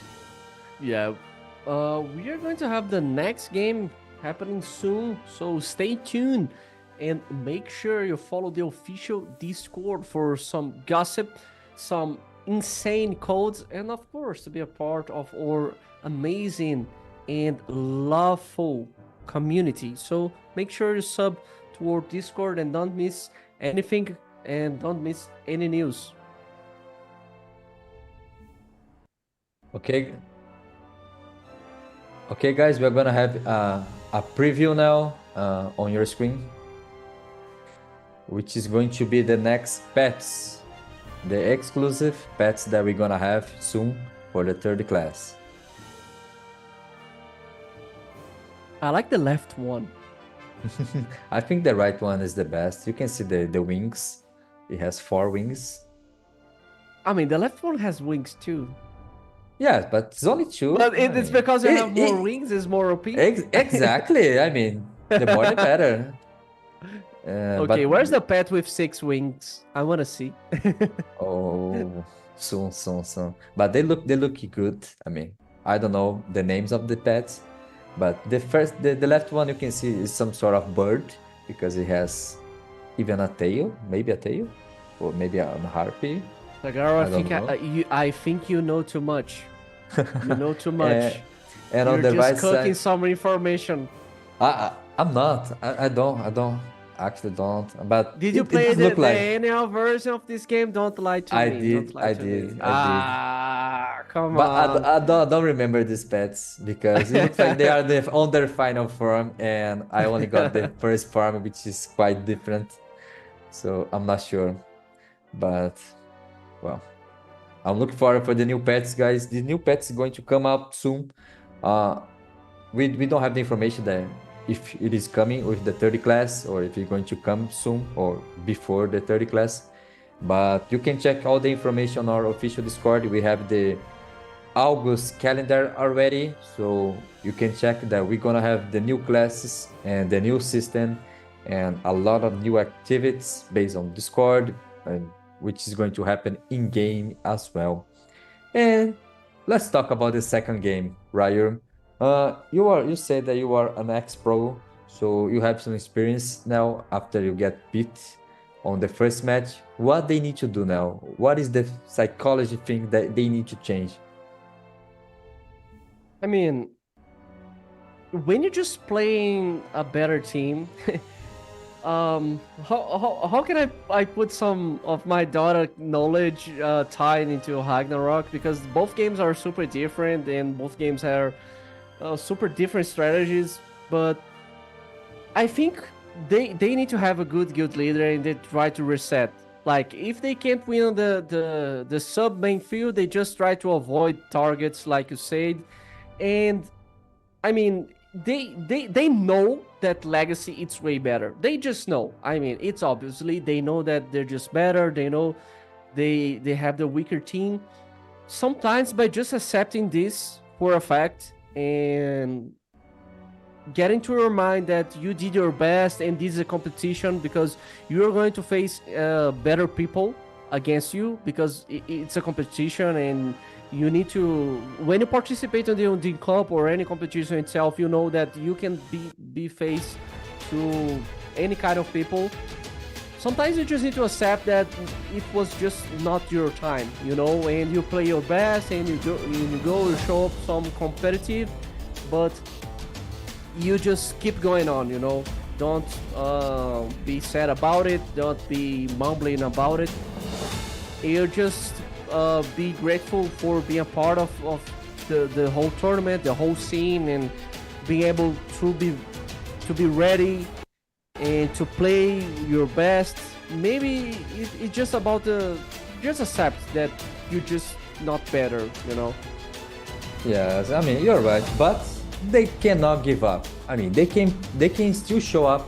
They can still make something different here. They can still surprise us. And the surprise needs to start here on the secondary field. You can see they are already coming to the middle. They can start in the middle. It's okay. Just send their weakest players to the middle and the strongest one to the sides, so they can get the mobs on the side and stay on the side, guys. You can even regroup on the bottom left on the side, and it's okay. Just as soon as you die, just send everyone to bottom left, and then you can push to bottom right, and then try to surprise them, and then just keep running. You can run it on the you can just keep running, and that it's totally okay, guys. Just avoid fight, and then as soon as the mob spawn on the 17 minutes, kill the mobs, and as soon as you get the mobs on the 17, you will have already the 3k points, and that's all you need to help your main field. Because if you try to fight, then as soon as you get the first wave, you're gonna to get wiped again. And if you get wiped once, I don't think you're gonna be able to leave your base, because the legacy, guys, is just that strong. So let's see if they're gonna do something different. Let's see if they're gonna bring something different to the table. And they need to do in both secondary field and on the main field, because the main field is still even harder for them to even do anything. So they need to understand, avoid the middle. Just forget about the middle. They can send one assassin to the middle, so they can start to flip the table, and as soon as the stronghold start to flip, the assassin can leave the table and then just pull up some rotation, and then they can go to star, they can go to sun, but they need to have some decoys. They need to have someone to just enter the point, just try to do something different there. And as soon as the rotation starts to come, they drop some Oblivion to keep them, to delay them to enter the point, and then enter the sun, enter the star, and then try to capture. I mean, they can at least try to get 500 points here, guys. At least 500. Let's go for at least 500. And I know the Avalon can do that. I know they can have a pretty good start. And if they get another good start, maybe they can get to at least 500. And this is all I'm asking for. And as you can see, based on the previous match, they're doing the same thing. All the Avalon guys is on the bottom side. And in the meantime, the Legacy is all over the place. Yeah, Avalon just really grouped up to start on the moon. I don't think they're able to get the moon tablet, but it seems like they're going to fight against Legacy for it. You just need to make sure it's not a big mistake, because if you just get wiped on the beginning of the match, it's going to be a disaster, like we've seen before, because if you get wiped on the middle, of course you're going to lose the both side tablets, because it what's happened most of the time, because you just get wiped on the middle, the other team is going to get the side tablets, and the game is just chaotic, because you're just respawning and dying, try to get a base because you just lost 3 base. So yes, it seems like they just change the strat, yes, because exactly. they are in the star. Yes, you're right. They do the same thing that they did on the previous match, but on the previous they got the sun, and now they just enter for the star. Let's see if they are able to get, and it looks like they want. You can see there already some red statue dropping. You had some pretty good Oblivion on their back as well. You can see on the bottom left of your screen, a huge freezing is happening because it is from the Oblivion. So amazing backup from the Legacy guys. They were quick enough to just come here and wipe them before the Avalon locks in. So now start the hard work. So now they need to think what they need to do and what is the next strategy. I think, like I said, I think they need to send 1 or 2 players to Sun, but they need to leave the spawn area and then try to force start again. But on the secondary field, they already got a pretty good start. They have 1k, and now is the hard part as well. They need to keep, they need to keep running. If they keep running until the 17 mark, they will be able to get the 3k points because they will be able to get the mobs. But it looks like the guys is just spawning on moon and try to force the moon guys, which is, again, I think it is a mistake. It's easy for the Legacy guys to just crash into the middle because it's the best, it is the fastest point to get. So it's going to be pretty hard if Avalon keep trying to force the middle.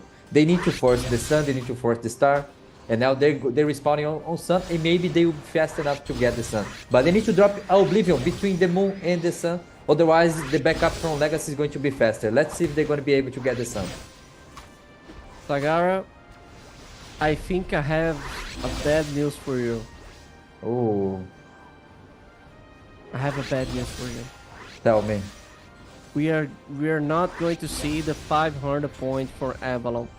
Oh because man. Legacy just lost 8 points since the beginning of the match.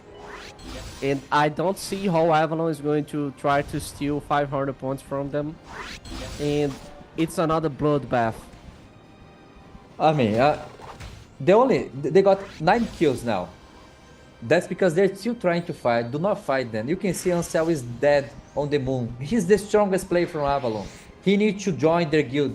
He can even be the decoy because he's strong enough to be the decoy. He needs to spawn on star or even spawn on sun and try to push some rotation. He can even drop an Oblivion there, and that's all they need. Because you can see on the minimap, they are still spawning on sun, and they have some decoys going for mid. But decoy on mid is not going to work because they're just there. They're just there on the respawn, and you can see the Avalon guys still spawning on moon, and they try to rush, but they try to rush to star. You can see that they try to rush to star, but they're not. There is not too many players going, so it's going to be faster for the Legacy guy that is moving from sun. They're already on the moon, and they will get to start before the Avalon guys, and you can see they're already doing. So they need to be more coordinated. The way Legacy plays the map, honestly, it's beautiful to see. Everyone in the chat can type about the Bane Whale and stuff like that, but there's strategy going on.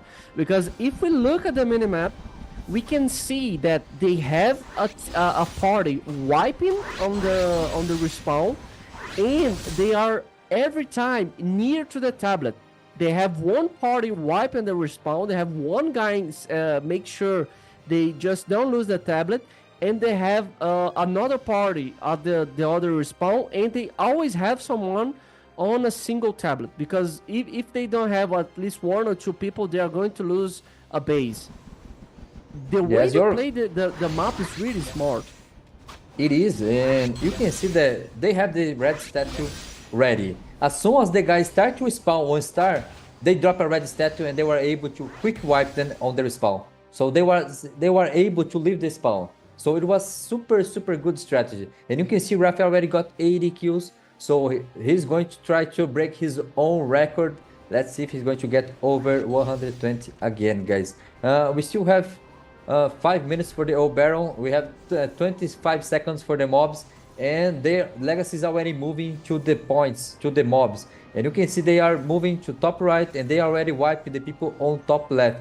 So the strategy here is the Avalon guys can go all in for the tablet or can go all in for the bottom mobs. Let's see what they're going to choose. And Rocky just got 20 kills. He probably just dropped 1 red statue, and that was it. And now the mobs use spawn.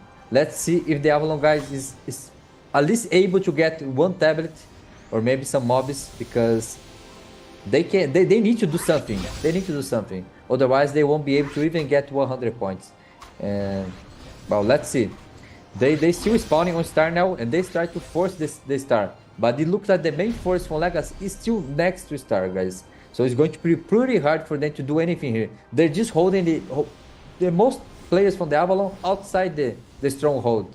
And they even dropped some pretty good Oblivion outside the point. So this is pretty good strategy, guys. If you are holding, it doesn't matter if you are facing a lot of enemies. If you put an Oblivion outside the point, they won't be able to enter the tablet.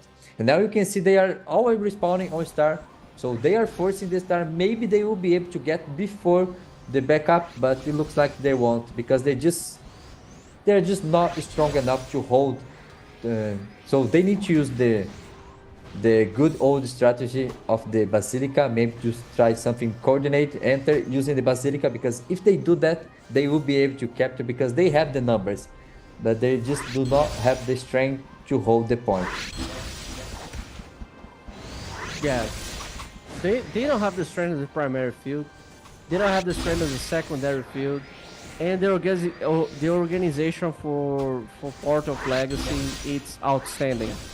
Like, when they thought they're just going to get the Sun Tablet, Legacy just step the feet the foot into the door, and they're like, nope, not here, guys. Exactly. And you can see another red statue dropping up, guys. And this is happening because they are not using the Oblivion correctly. You can see the Legacy is doing everything right. They're using the Oblivion outside the tablet so they can hold their spawn. They're using the red statue every time they are pushing a tablet. And the Avalon, even those, they do have the numbers. You can see now, they do have the numbers here. Just drop some Basilica, and more important, drop Oblivion outside the point, guys. Do not drop Oblivion on point, because it doesn't matter if you're just doing that. Because if someone come from your back and use the red statue, you will get wiped. And this is what is happening. They were just too late. They were using, I don't know why, they using one Oblivion on their backside. But the most people from the Legacy are coming from the moon. So they wasn't fast enough. And that's why they were able to get the tablet. Yeah, just a matter of time now. I think the game is going to end before the 10-minute mark. We are not even going to see the old Baron spawn and die.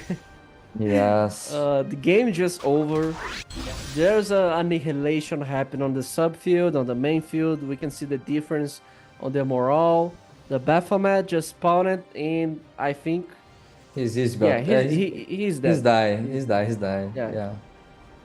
I mean, this is what I was talking about. If the enemy has the control of the map, you don't need to fight them, guys, on the secondary.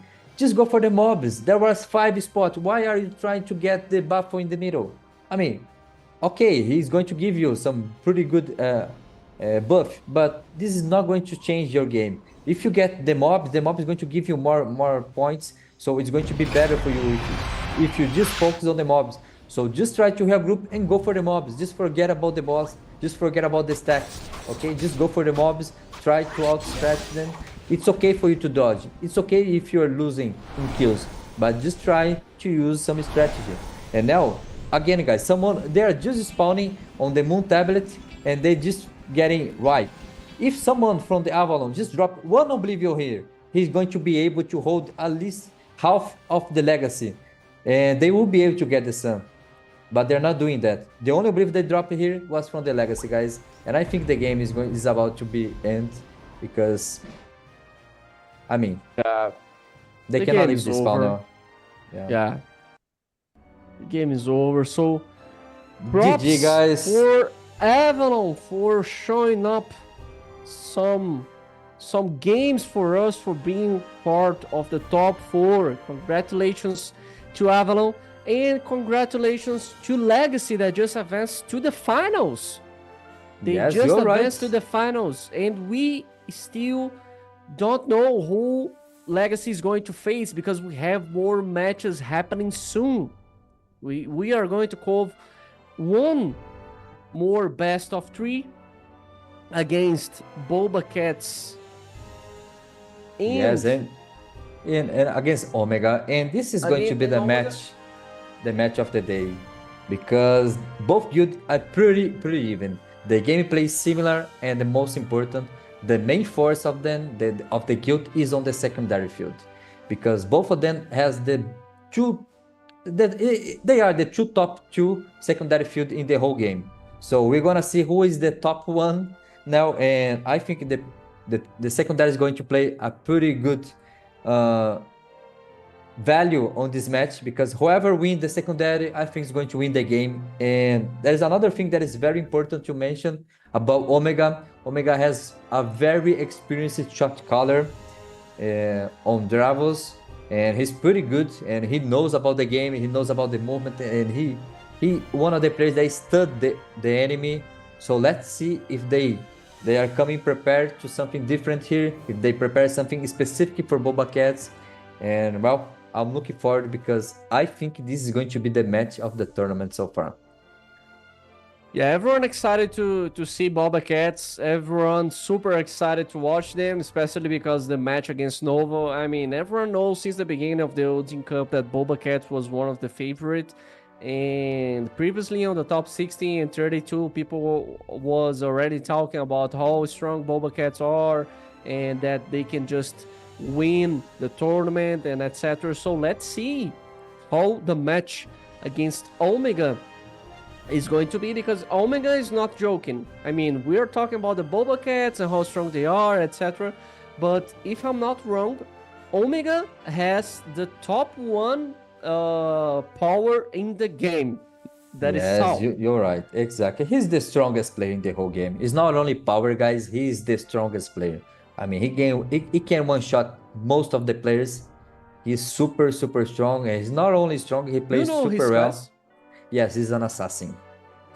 So Oh my god. yes, he's going to You get don't need some to say pretty anything good. else. Exactly, he's going to farm some players here. I mean, I'm looking forward to see if Boba also prepares something to shut down her, because they need to. Otherwise, if Sal gets loose and if he can perform here, he can literally carry his whole guild, because the guy is amazing, guys. He's super strong. But not only talk about Omega and Boba, let's go back and talk about the match that we just watched, which was the Avalon against the Legacy. Guys, in this match, like everyone was expecting, Legacy was the winner. But Avalon really tried something different. They did try to bring a new strategy throughout the match. They were trying all the time. They did just stay there dead, and they kept respawning, even though they were not able to get a single tablet on the second match. They were trying, but it's easy for you to make mistakes when you are losing, because you start to get desperate. You start to do something different, and sometimes you just fail on the basic. And this is what happened. They were not able to use the skill correctly. They were not synchronized. They were entered the tablet by themselves. Sometimes it was only one party, and in the meantime, the whole guild was still spawning. So they always send, the Legacy guys always send someone to hold the spawn, and then just send one party to wipe the party that was trying to get the stronghold. So it's quite easy for Legacy to respond, because the guys from the Avalon on the second match, they were not very organized. And it happens when you are losing, guys, because like I said, it's easy for you to make a mistake when you're just getting this bit down. I think soon we're gonna have the stats in the game, which we do now. Jesus. Yes, you can see the What difference. do we say about it? Well, 39 kills. I mean, it is something, and they got 2 monsters, so well, I'm happy. they got something. They got something. It was not At a least perfect 2 game. monsters. Yes, and 2 monsters. This is the most important part, guys. 2 monsters. I think they got the monster from the bottom side, because the top and the right and the left side, they were all controlled by the Legacy guys. And you can see that, like I said, they were not be able to get any stronghold. And if you do not get the stronghold, I mean, you will lose, because you cannot win just by getting kills. And on the secondary field, we're gonna have the stats soon as well.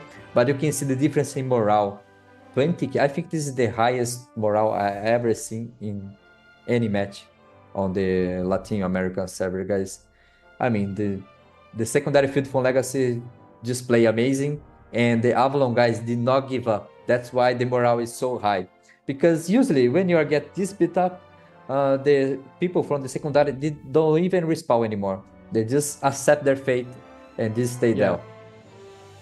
Yeah, people just get into the mentality like, what we are doing here, we can't win.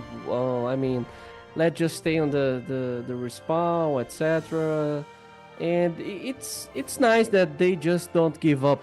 Like, they have 3k points against 20k, but it's life. What can you do? Exactly. Well, we're gonna have the sub-field stats soon, and I want to see how many monsters the sub got. Well, you can see now, again, guys, it was the same thing. They got a pretty good start. They got 49 monsters. But again, they need to force, they need to stop forcing fights. If they regroup and start to play together in one spot and just try to fight, to look for small fights, this is going to be better for them. Because every time they try to force the middle, every time they try to compete against the big force from Legacy, they will get wiped. And based on the amount of kills, they got farm on their spawn again. But they were able to at least get some kills, which is very, very important. And I mean, again, they at least try. They got 3k again. On the first match, they got 4k. So even though they did, I don't know if they brought some different strategy for the second dev. They did on the first on the main field, but it looks like Legacy was also better on the second match. So now we have And the we MVP, have the guys. MVP, Roth, 64 million damage, and also, if I'm not mistaken, he just got the MVP for kills. Yes, they did. I think he got 135, something like that, or 150, because he got a lot of kills, especially when the mobs was spawning. He got 20 kills in one red statue. So this is how you need to use a red statue. Just drop it as soon as you see a lot of enemies, and then you just collect the skulls, and that's it. And Can you this is what explain he for did. the people in home that doesn't know what the red statue do? Oh, the red statue is a statue that just make rain swords from the heaven and deals a lot of damage. And it is super hard for you to unlock this red statue, guys. It's super rare. Just a few players can get this one. And Raph is one of the players that has this red statue, and it has a huge cooldown. If I remember correctly, it's a 5 minutes cooldown, so you need to use it correctly. If you miss it, and then you're just going to waste 5 minutes cooldown, and sometimes the match just lasts 10 minutes, so you can only use it 2 times the red statue. And it is a game-changing skill, guys, because it has a huge area, and if you drop correctly using comboing with the Oblivion, because the Oblivion makes the enemy freeze, and there is no counterplay for this one, because you cannot be protected by the freezing from the Oblivion. So if you drop this correctly, and you just drop one red statue, you will be able to wipe most of the enemies. And now we have the statue from the main and from the subfield. The MVP from main field and subfield. 136 kills against 39. We can see the assists, the difference on assistance. 606 against 200. 64 million damage against 34 million damage. And that's all. Gelado. Yeah. Very nice nickname. Gelado. I mean, Gelado was pretty amazing, and you can see he was just farming on their spawn based on the amount of assistance he got. Creator is super strong, guys, in this meta as well. He's not a one-shot class like the Sorcerer, the Professor, but he can provide some pretty good utility, and you can see he got a lot of assistance because he kills every time that he throws acid demonstration, he gets the fire on the ground. And now you can see the kills, guys. Pay attention on the Avalon, guys.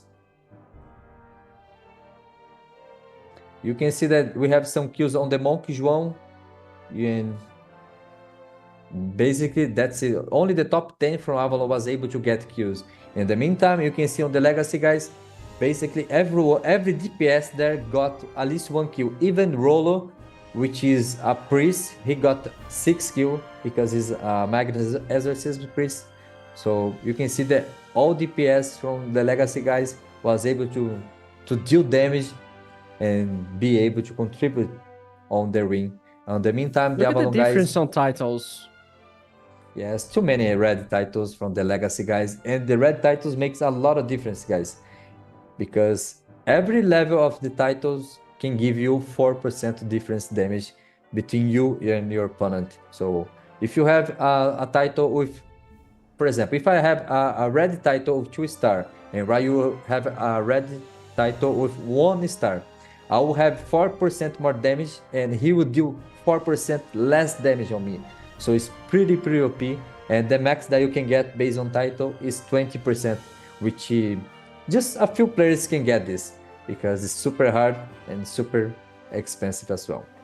Yeah, we can see that the top one. Okay, we have some highlights on screen. Let's go, let's see.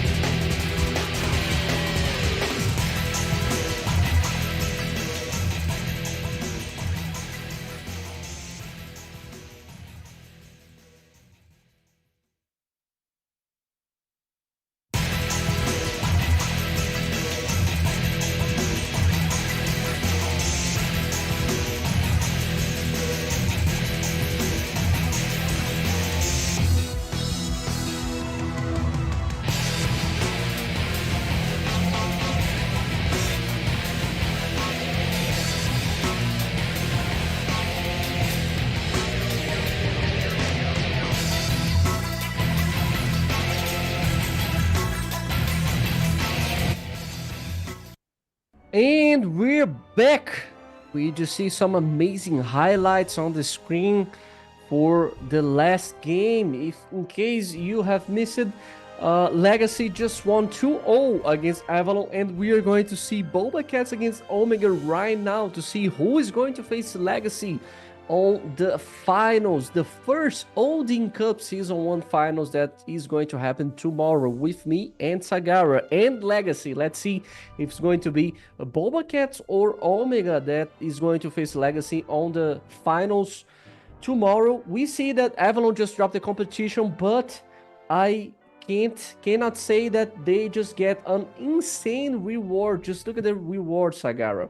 5k Neon Berries, 5k diamonds, 40 light and dark feathers, 80 time and space feathers, the king statue, the OP statue, the title, and of course 16 handle statues. So pretty good reward for Avalon, just made into the top 4, and we are going to watch Boba Cats against Omega now. Don't forget to be on our Discord so you can beat us, check the latest gossip that happens on every Ragnarok server, meet some amazing people, and make sure you also don't miss the code. And just by talking about the code, we have some code on the screen right now. Everyone in the chat, make sure you type your user ID on the chat along as a team. Right now that you're cheering for Omega or Boba Cats, because our production team will pick it up 5 people to make sure you have these amazing rewards for watching us. So make sure type it up in the chat, your user ID along with the team that you're just cheering up for. Yes, you're right. And now this one is going to be a super good reward, guys. So you're gonna want to get this one, especially because you can get some gacha tickets, you can get some super pet coupon, and maybe you're gonna get that Earth Lord that you really want for. So don't forget to put your message that if you're cheering for the Omega guys or if you're cheering for the Boba Cats. Let's see who has the most fans here on our chat, guys. And most important, don't forget to put your ID, because without your ID, guys, you won't be able to win anything. And like always, do not spam in your chat. Just send one message and that's all you need to do. Okay? Now, guys, talking about the next match. Omega against Boba Cats. Omega has one of the strongest core in the whole game on Salim, Gutin, Deimos, Span, and on the famous Rooster, who is a pretty well-known figure from our Discord, guys. If you did join yet, just join, because you're gonna see some pretty amazing players and you're gonna learn a lot from that players as well. And Rooster is he is the main guild leader from the Omega guild, even though he's not the color. But he can provide a lot of good knowledge of the game, guys. And the Omega, guys, is a big merge on the Prontera tree, and they are the last force from the Prontera tree, actually, because Avalon just got beat up by the Legacy guys, and now they are the last hope from the whole server. So if you are Prontera tree, no matter if you are cheering up for the Avalon, now it's time for you to cheer for the Omega guys, because they are your last hope against the Prontera 4 and against the Prontera 5. So just leave your enemy and all your old fights Nemesis behind, and start to cheer up for the Omega guys, because they're gonna need all the energy they can, because they're gonna face a pretty strong opponent on Boba Cats. And talk about Boba Cats is also it's not really a merge, but they got players from the whole server. They got players from the top guilds to join them to play specifically for this tournament, and they are coming pretty hot for this one. And I did check the odds on the tournament, on the game itself, but it was quite even the last time that I checked. So this is the most even match that we had so far in the whole game, guys. And I'm quite sure that we're gonna have a whole best of 3 on this one. And I gotta say, guys, the thing here is going to be decided on the secondary field plus the calling, because I think the Omega calls are amazing, the Boba as well, and we can see the secondary they are even in power, and they are even in strategy as well. So whoever has the best calling, whoever has the best secondary field is going to win on this one. Yeah, the secondary field, it's a big deal. We are always talking about it because of the damage reduction. Honestly, Boba Cats is super strong. And we have the raffle winners. 10 gacha tickets and 8 super pet coupons. I want to be a part of this. Can I place my user ID on the chat? Can I talk to the production? Well. Hello, production. I want to be picked up. I want to try to get some gacha on the Ragnarok. Really cool. Congratulations. Make sure you have your user ID, because when we ask, you better to have this, to make sure you just type it up in the chat and win the amazing raffles that we are going to give throughout the stream. Okay, guys? We are going to have a lot more going on because we have a best of 3 to start Omega against Boba Cats. And let's see who is going to face Legacy on the finals tomorrow. Yes, you're right. And guys, again, keep it sending your message, keep sending your ID because we're gonna have 5 more winners here. And after this, we're gonna have another code before the match. And the code is also amazing, okay? So keep watching the stream, stay tuned, and everyone, I know everyone is looking forward for the match between Omega and Boba Cats. We are also very excited to cast this one because, like we keep saying, this match is going to be super hard for both of them.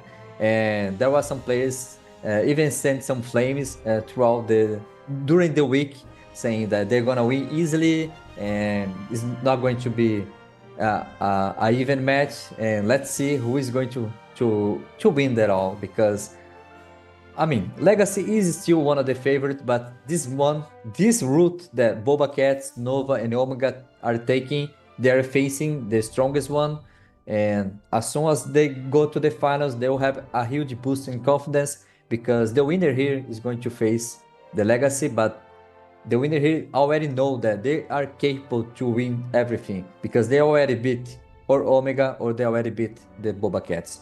So let's see how this is going to play out. And now we have another 5 winners, guys. Congratulations. I mean, 10 gacha tickets. And this gacha, the gacha of this month is super good. The costume is good. I was going to say that. Yes, It's the face insanely is good. good. Almost every gacha is good for my paladin. And I was like, yo, this is OP. I want to have is. it all. And it's also really classy. It's beautiful. It's a beautiful gacha. It is. The costume itself is amazing, and Yeah. I really like the hat. The hat is one of this. I think it's the best hat that we had so far. So if you did get yet, go for it. Especially if you are a DPS. This is the best DPS hat. No matter what the class you play, just go for it.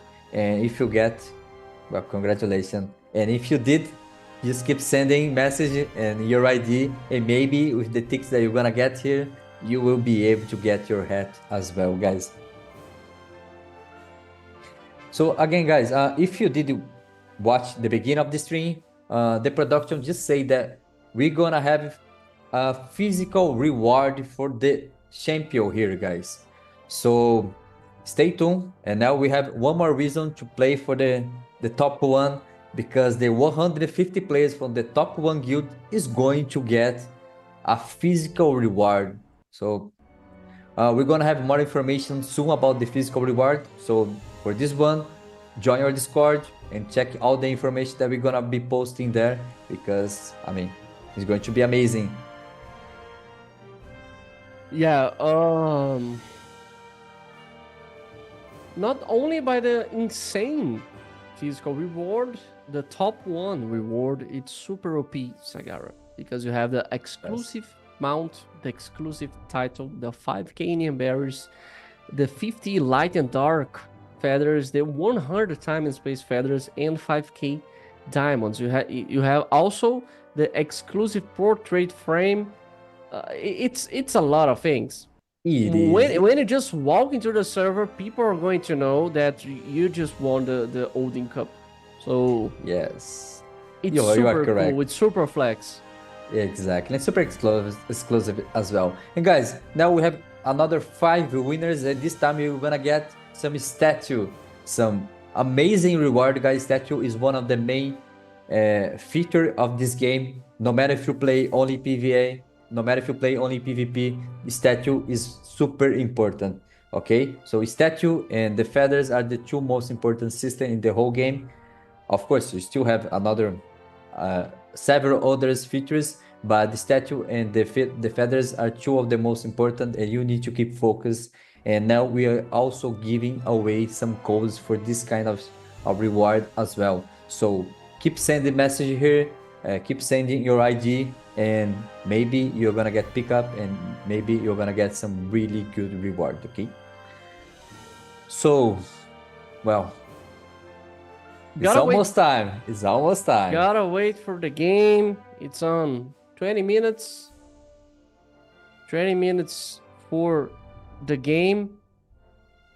Yes, And on the remember, guys, make sure you just place the bets in game, so you don't miss the Wagger token. And just remember, guys, the shop is not going to gone away, okay? The shop is going to be there even next month after the Odin Cup. So it's not going to disappear. So you can save your coins to use next month if you want to get the Darking Feathers and if you want to get something different from that shop as well, okay? You don't need to buy and spend everything this month because next month we're gonna have more shopping, okay? So save your coins and don't forget to do your bettings in game. And I'm quite sure that this time you can already watch this match inside the game, guys.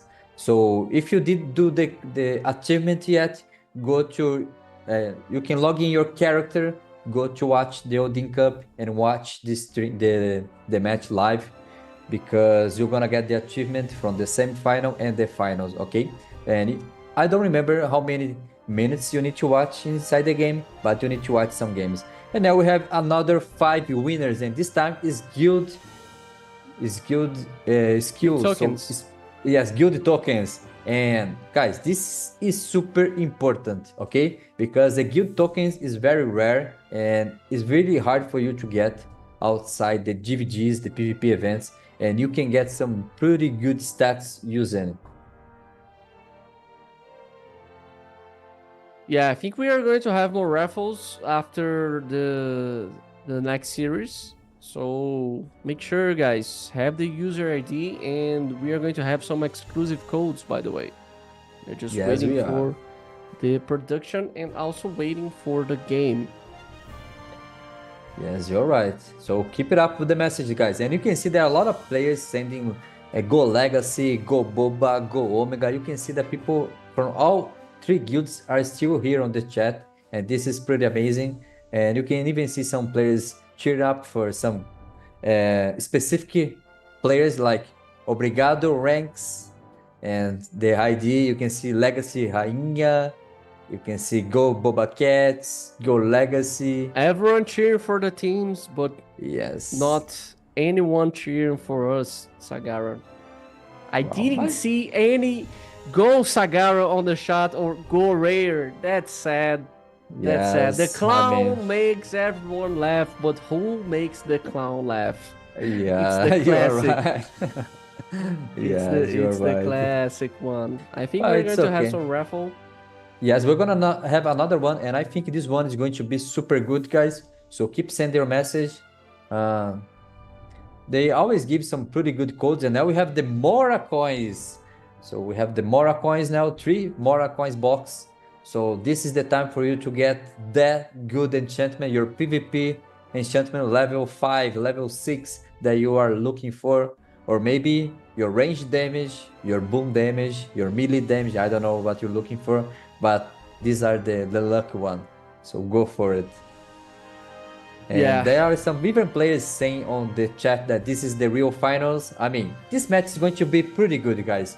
Like I said, this match is pretty even because of the composition of the guilds and the similarity of the players. I mean, they have some pretty strong players.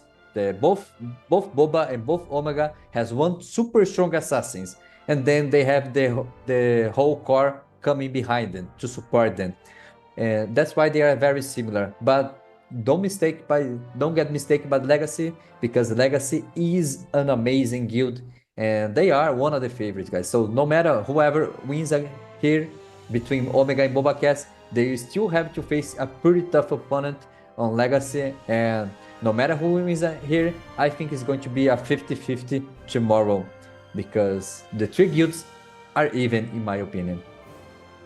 Yeah, tomorrow is going to be a really show, because Legacy just show us that they are insane, and whoever wins this match on Boba against Omega is going to step up with an amazing game. So tomorrow is going to be the big deal, It's the day that Yes. everyone was dreaming and expecting.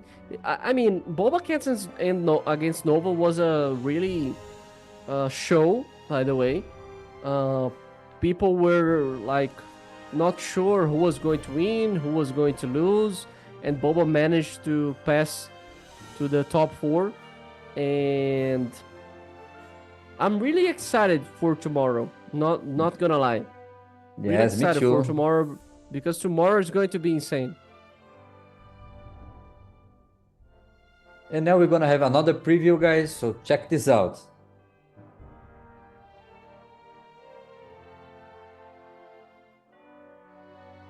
And as you can see, guys, this is a preview from the 30 class. There are two 30 class here, one on the right side, one on the left side. And I'm pretty sure that most of you already know who these classes are. And I mean, I'm looking forward to play with this class, guys, because 30 class is amazing. They're gonna boost all their damage, they're gonna boost your survivability, and I think it's going to make the game more fun. Because if you survive more, you can deal more damage, and if you can deal more damage, you can go toe to toe against anyone. And even if you are facing some whales, it's okay that sometimes you won't be able to do damage, but at least this time you will be able to survive. And now we have a few more classes here. I think there are classes, or maybe a pets. I'm not really sure, or maybe there are. I have no idea, guys. But this is another preview. I think there are classes. I'm not sure what is this in the middle, but on the right and on the left there are classes. So, well, this is a preview from the third job, guys, and for the new pets that we are gonna get pretty soon. So check the images.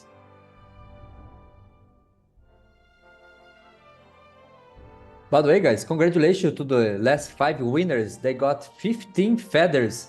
And if I saw correctly, they are dark and light feathers. So congratulations. I wish I got this.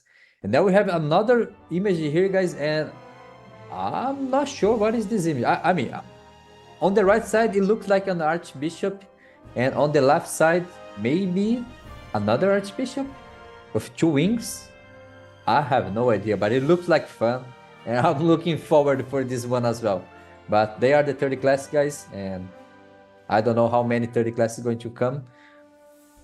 We still need more information, and if you want information, you need to join our Discord, because all the information are posting there, okay?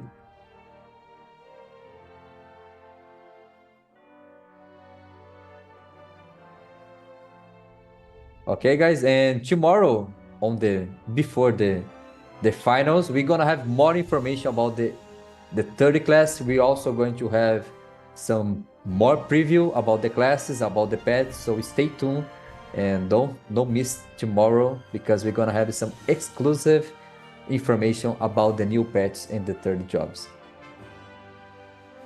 I mean, I know some of you already play on the global server and even on NA, but on your server, things are going to be different. So stay tuned, because we're looking for super fun classes and amazing content.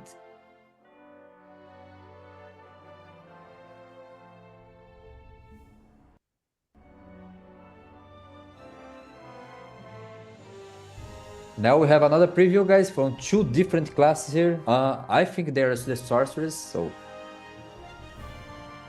I'm looking forward for them.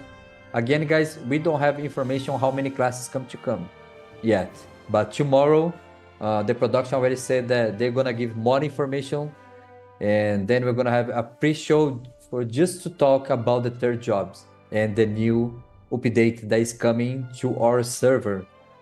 Okay, but for now, just stay and watch the previews.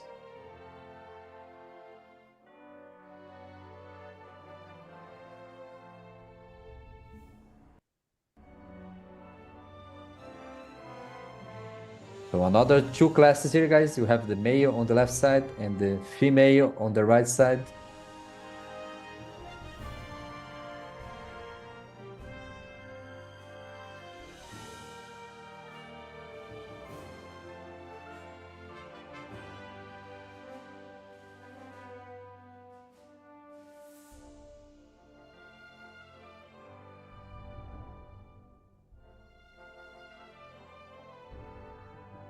just a reminder, guys, if you win the raffle and you are get your ID pickup, you're gonna get the reward in 7 days, okay?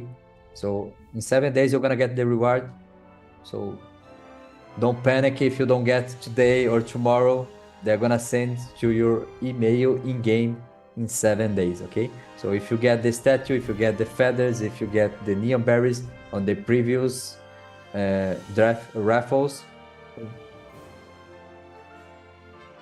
And now we have another 2 classes. Yes.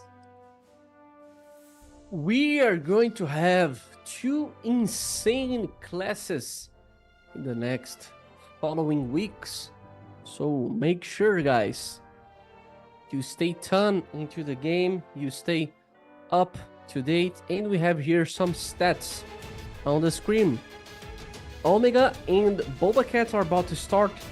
Type it up in the chat who you're cheering for, Omega or Boba Cat. 62 million damage on Boba Cat, the cute cat on the screen, and 60 million damage from Omega. Also, type it up in the chat who has the coolest sign, the coolest image, Omega or Boba Cats. Honestly, me and Sagaro already talked about it, and I mean, it's super cute, the cat from Boba Cats. And the match is about to start, so we are going to see some stats. We are going to pass through the guild members, the guild leader, the charisma baby, some classes. Really excited to see this match because this one is going to decide who is going to face Legacy tomorrow. For those that just gather up in the street right now, Legacy just passed the car on Avalon. So this match, it's really important because whoever wins this is going to the grand final and is going to have all the that cool reward that we already talked about it, the exclusive mount, exclusive title, the physical reward. So this is the first season of Odin Cup. We are going to have more seasons. We are going to have a lot more Ragnarok through the months. So guys, stay with us. Stay with us, and on the next season, whoever is watching on the stream, whoever is watching on the couch right now in home, make sure you try to Okay, we have the VCR coming right now on the screen for you guys.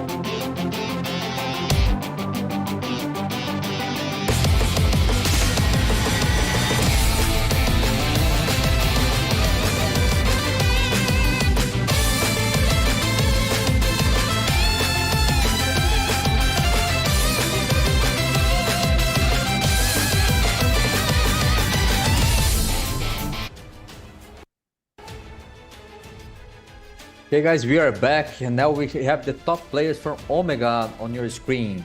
And you can see the top one for Omega is not other but Salim, the top 1 player in the whole game. And you can see the top 2 is Guten, the top 3 Deimos, a very strong assassin. And then we have top 4 Span and top 5 Soju. And you can see the strategy for Omega is quite simple. Go physical DPS. So they have 3 super strong assassins and 2 amazing snipers as the top 5 players. And this is a pretty good strategy, guys.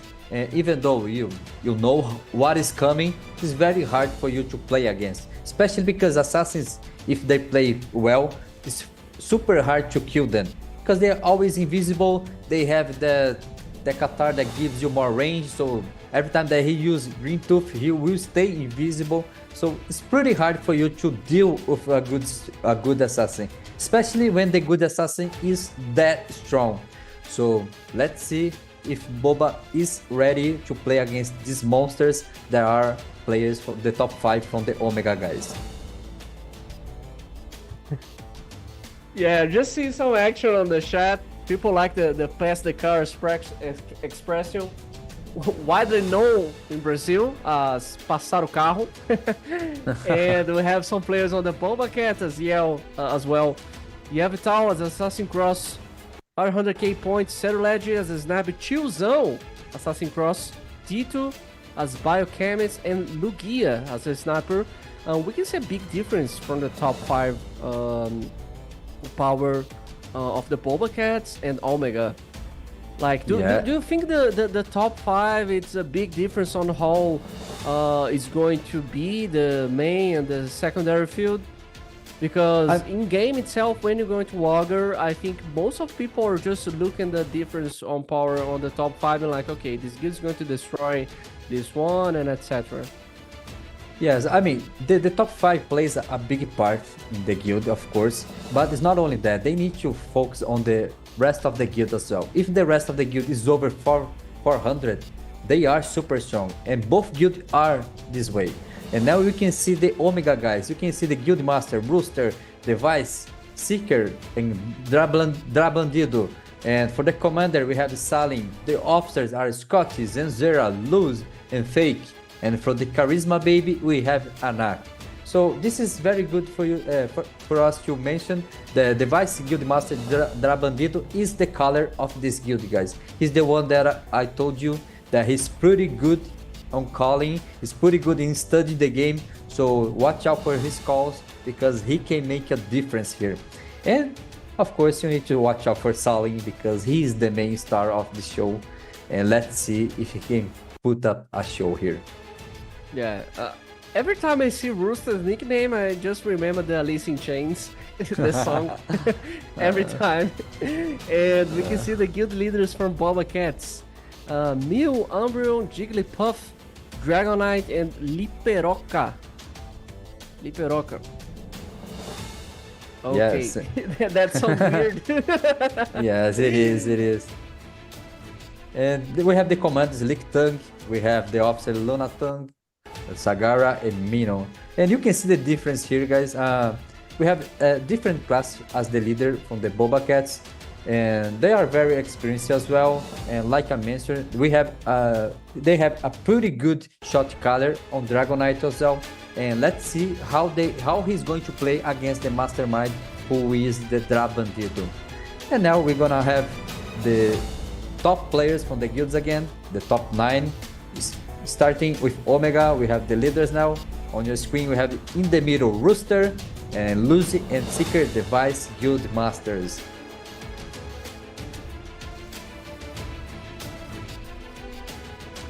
And now we have the officers. This set is so cool. It is. I wish I had one. Yeah, it's a dream for everyone. Production, can we get one of these for these amazing casters? Like, yes, it's please. Super cool. Please, Jesus, just give it up. Yes. It's so amazing. Any of them is okay for me. I mean, I would use any of them. But which one do you prefer? Do you prefer the white one? The white one is super flex, by the way. It is. It's like you're just standing on the middle of Frontera, like, okay, guys, I have wings and I can fly and I'm beautiful like a star. Let's go. Yeah, it's amazing. And now we have the leadership from the Boba Cats. In the middle, we have Mew, and on the sides we have Umbreon and we have Dragonite. And then we have the officers and the commander, Jigglypuff. An amazing commander, by the way, guys. Very, very strong high priest. And it's very important to mention here, guys. The Boba Cats is a very different guild compared to Legacy and Omega when it says the magic focus. Both Omega and both Legacy are more focused on the Professor, which is the meta class. But the Boba Cats still have some pretty strong high wizards, which is kind of different based on the meta. The only guild that had High Wizard as the main DPS as well was the Nova guys, which has Helios as the main DPS, and he is a monster, and he did pretty well on the Nova against Boba Cat's match. And now we're gonna see the difference between the Wizards against the Sage. Who is going to win, guys? The Sage that has more single target focus, or the Boba Cats with their high Wizard focus on AoE? Well, the match is going to start soon, and I'm looking forward for. Yeah, it's a question that is going to be answered on the match, and we already have game. People just entering up the arena. Okay, guys, type it up in the chat if you're cheering up for Omega or Boba Cats. I've seen a lot of Boba Cats and a lot of Omega in the chat, but I wanna know from you guys. Type it up. Type it up in the chat. You're going to have the game starting. The cute cat from Boba Cat against Omega from Frontera 3 and Frontera 4. And Yes, we already have game on the screen. Yes, and you can see the players from the Omega guys already joining in the secondary field. They are in the middle, so they are just getting information there. Again, guys, Omega is a merge from the Frontera 3 guys. They have one Brazilian guild, maybe two Brazilian guild, I'm not really sure, and one guild from the South America as well, which is also part of Brazil. Brazil is part, of course, but most of them are Spanish speaker. So I'm not sure what language they are speaking on the secondary. Maybe they're speaking some Spanish, maybe they're speaking some Portuguese, maybe they're speaking English. I'm not quite sure, but based on the feedback that I got and the things that I read on Discord, which everyone should join, the guys from the Omega guys are beasts on the subfield, and they say they have the best subfield in the whole game. And the Boba Cats are saying the same. They're saying they have the best subfield in the whole game, and now it's time for us to know who has the best subfield. And man, I'm looking forward for the secondary, because as I keep saying, guys, I think the secondary is the key to win this match. When you have an even guild on main field and two super good shot callers, the secondary plays a huge part of the win. So if Omega wins pretty hard the secondary, I'm quite sure that Omega is going to win the main as well. If Boba do the same, I think Boba is going to win. So let's see. Remember, guys, we have the images from the main field already. Boba Cat is the green, Omega is the orange. Yeah, remember, guys, that is switch it up so you don't get confused throughout the game. And Boba Cats, they did join up. Yeah, it looks They're like in they the did field. join. Yes, they did join. Now they start to they're join. joining up right now. Yeah, they they're were starting just to join. late. Yeah, but you can see that most of Omega is already between Star and Moon. When you are facing a similar guild in power, guys, the strategy usually are the same.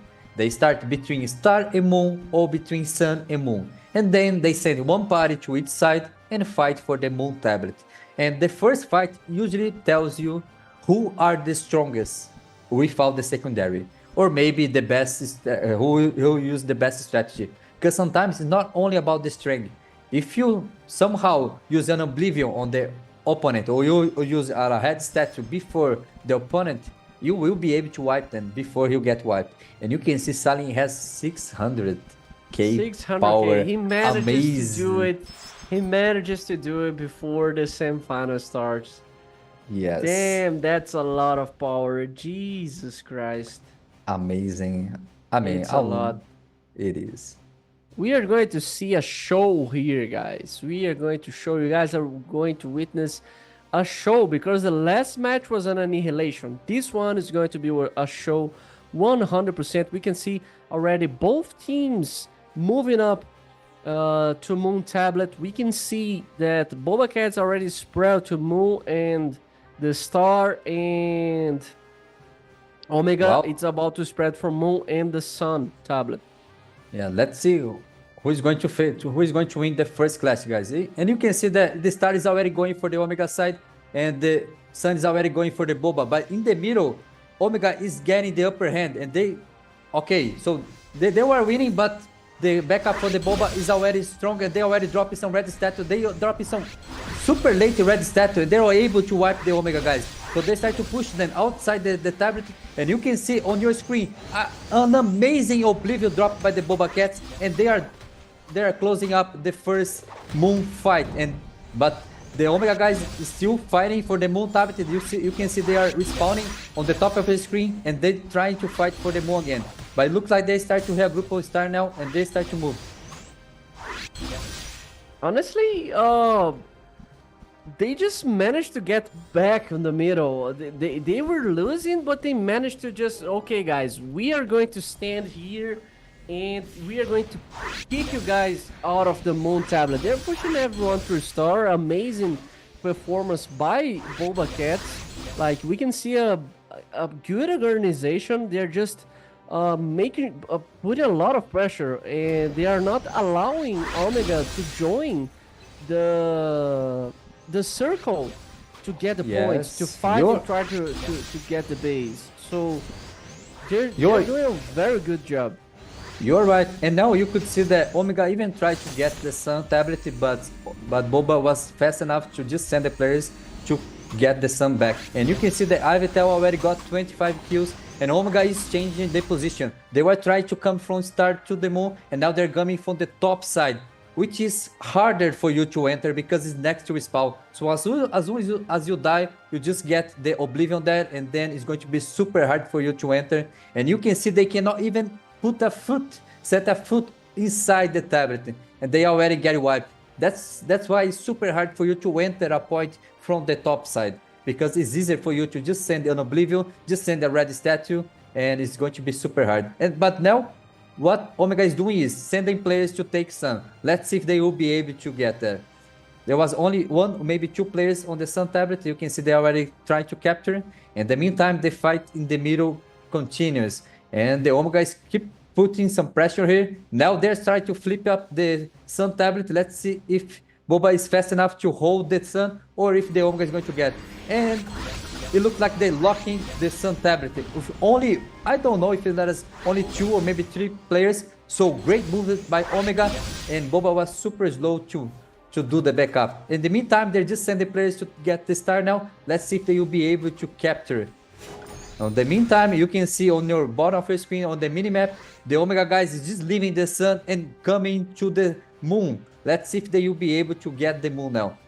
You can see they're already flipping the Moon. Let's see if the backup from the Boba is going to be fast enough to fight. And you can see a lot of red statue and a lot of Oblivion getting dropped. Even some defensive sigils getting dropped by the Omega side. So great job by them. They need to go behind now and drop an Oblivion. Otherwise, Boba is just going to wipe them. And it is already happened. You can see that Boba is already pushing up super hard. They dropped a huge Oblivion in the middle of the Omega guys. Great job by them. And you can see Jotun on the bottom of the screen throwing up some Meteor, and now another Oblivion on top of the Omegas. And well, great job by Boba Cats, and they got the middle back again. In the meantime, the Omega is not dropping the ball and already sending players to capture the star. And they are doing. Let's see if the Boba is fast enough to react. Yeah, just destroying the shock. Like, every time Omega tries to fight, Boba's like, okay guys, we're going to kick you guys off the circle, and we're going to get the base again. And then Omega needs to reposition it and go for the side tablets. I don't think it's the best strat here, but I mean, they can just win the shock. Every time there's an Oblivion, there's something going on, they're just pushing the guys from Omega further and further the circle, so it's hard to try to maintain, try to fight on the tablet when you can't step the foot in it. So excellent job by Boba, and we can see the difference right now going to happen on the morale, because the mobs are going to spawn in 20 seconds. We can already see the subfield, the destruction that is going on. 9k points against 3.8k, and the damage reduction starts to be really big. We can see the players from Boba Cats and Omega spreading out to the mobs, because there's a big deal on the mobs. There's a lot of points going on, and Omega, it's trying to steal some. No, they're not. Well, but it's very important to mention that Omega did a pretty good strategy, guys. They are losing the clash in the middle. So what they are doing, they are sending 2, sometimes 3 parties to the other side, and they are be able to capture. They got the star without any problem, even though the main force was still fighting on Moon. So great distraction by them. And now they are sending players to get the sun. Let's see if Boba is going to get the star. It looks like they're just trading objective. It looks like Omega is holding the star. But Boba is sending more players there, and looks like that now they just going to switch sides. So great job by both of them. Let's see if Omega will be able to react and send more players to try to capture star, or maybe try to force middle now. And like you said, on the secondary field, it looks like Boba is winning pretty hard, but Omega already got the damage reduction buff, so it's already a win. Let's see if they can push to 5k and get the moving speed, because it's going to be a clutch strategy if they get the moving speed, because they're moving around from side to side, they are avoiding the middle, and they need this moving speed. Otherwise, it's going to be pretty hard for them to do anything. And again, you can see they are fast on the rotation. They're already locking in the star. In the meantime, Boba is sending just now players to Sun. So they are always one step behind the Omega guys. So great movement by Omega so far, and they are sending players to Moon. Let's see if Boba will be able to react on time and still hold the Moon tablet. And you can see it's going to be super hard to make sure you get 3 bases on this match, because we already know how competent both of these guilds are and how strong both of these guilds are. So don't expect to see 3 tablets at the same time for one guild. We can see that Omega is losing, but they always manage to get at least 1 tablet at a time. I mean, they're just losing on the secondary, but they're fighting on the primary field, and they're just managed to get 1 base. A lot of shock in the middle, a lot of oblivions dropping out. Everyone just dropped the side bases. Yes, you're right. And Ivitel is already on 95 kills. So it's almost 100 kills. And let's see what they're going to do now. You can see the Omega again is sending players, is again 1 step ahead of Boba and already capturing the Sun tablet. Let's see if they will be able to go to Moon, or they will go to try to defend the star. Let's see what they're going to do. It looks like they're still moving to Moon. I think they can try to switch the strategy here and try to go for star. And now you can see on your screen, Ivitel already got 100 kills. The assassin is all over the place. He's getting some pretty amazing kills. And in the middle, you can see Boba Cat is already killing the Baphomet. So a lot of points from the Boba Cats. In the meantime, Omega already got the 5k as well. So now Omega has the move speed. Now is the time to put up the strategy, and maybe they will be able to do something different. But in the meantime, Boba is moving faster this time. They are ahead of Omega, and they are already capturing the Sun tablet. Let's see if they're gonna try to defend the star, or just going to let them take it and just switch to the Sun. Yeah, they just switch. We are going to see the Baron spawning in 1 minute. Let's see if we are going to see the first Baron kill of the day, because in the last match we didn't see any Baron. The game just ended before it. And remember, guys, on this kind of situations, on this kind of matches that Omega is standing up, they are trying hard, okay? They are really trying, they are putting some effort.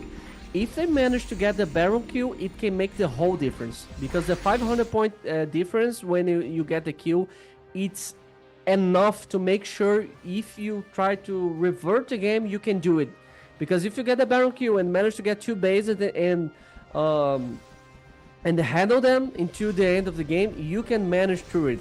So let's see. People are starting to move through Baron. Let's see who is going to take the Baron. If Boba Cats manage to kill the Baron, it's game over for Omega.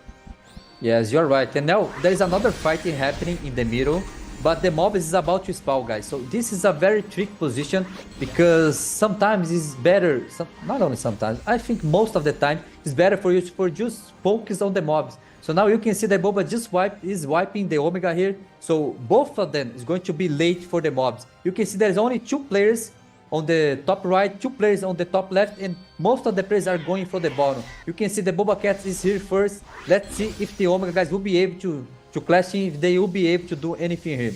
You can see they already set up the map. They already set up the precast. You can see some gravitation. You can see a lot of Oblivion getting dropped. And now we have a huge and a pretty good red statue dropping up on top of the Boba Cats. So Omega is doing a pretty good job in trying to force here and try to push the Boba Cats aside. And you can Look at see the that barrel. even Who is going to get the barrel? Oh my god. It's close to die. it is. It's The super HP close. but the HP is slowly going down. And it was Omega, it was Boba Cat who got the old barrel. You could see the drop on the points from Omega, and we could see the one that got the last hit, but it was the Boba Cat. So this match is almost over by now. So all the Boba Cat needs to do now is just move up and come back to the middle and capture the moon, and then just play for a start, and that's it. The Omega guys, they are playing super well, but the beat up on the secondary field, like I said, is a huge difference. So the buffs from the Boba Cats is always better because they got the morale there first, so they were able to buff up the main field, and In its game. it is. Yeah, I mean, Omega fight with everything they could. It was a nice match, not gonna lie. I mean, Boba Cats show some superiority to us because they just managed to get 2 bases and hold it. And we've seen some good strategy. I think Omega GG. has what it needs. I think Omega has what it needs to make sure they get the second game and we can see a best of 3, you know? They just need to reorganize, the first shock. It's really important because when you lose the first shock, the game is harder because you just get wiped on the moon tablet. Then you need to respawn, and people can just stack on the respawn and prevent you to respawn, and you just can't run to the other bases. So I think if Omega manages to find a way to have a better start of game, they can win the next game. I mean, on the secondary field, a sad thing happened there, because the difference was actually big, but they have what it takes. Yes, I agree. So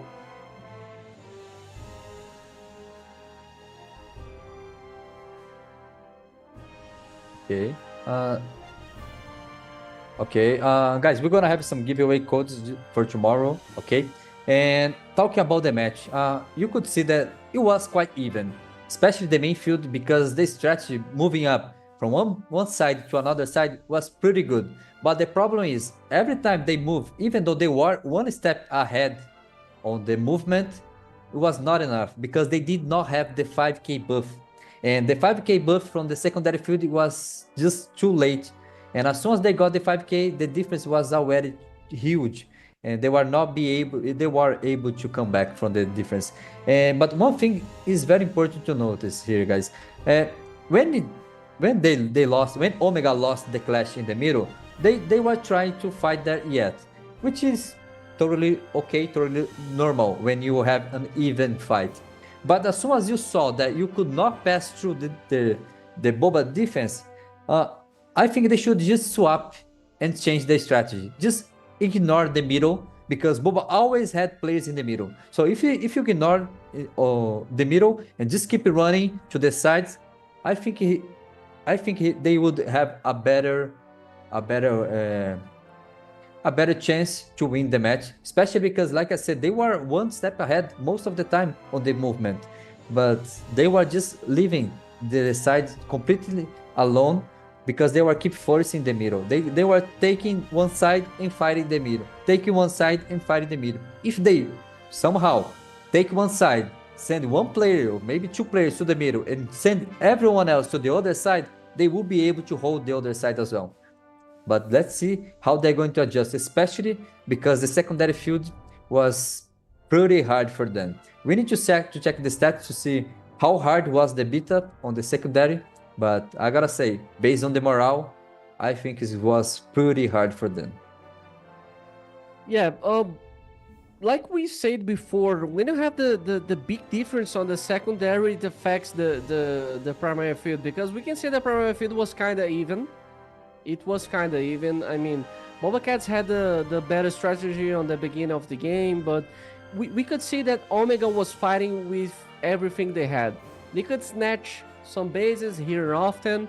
They have the big damage, they have the big shock, but when you have the main difference on the subfield, it says a lot.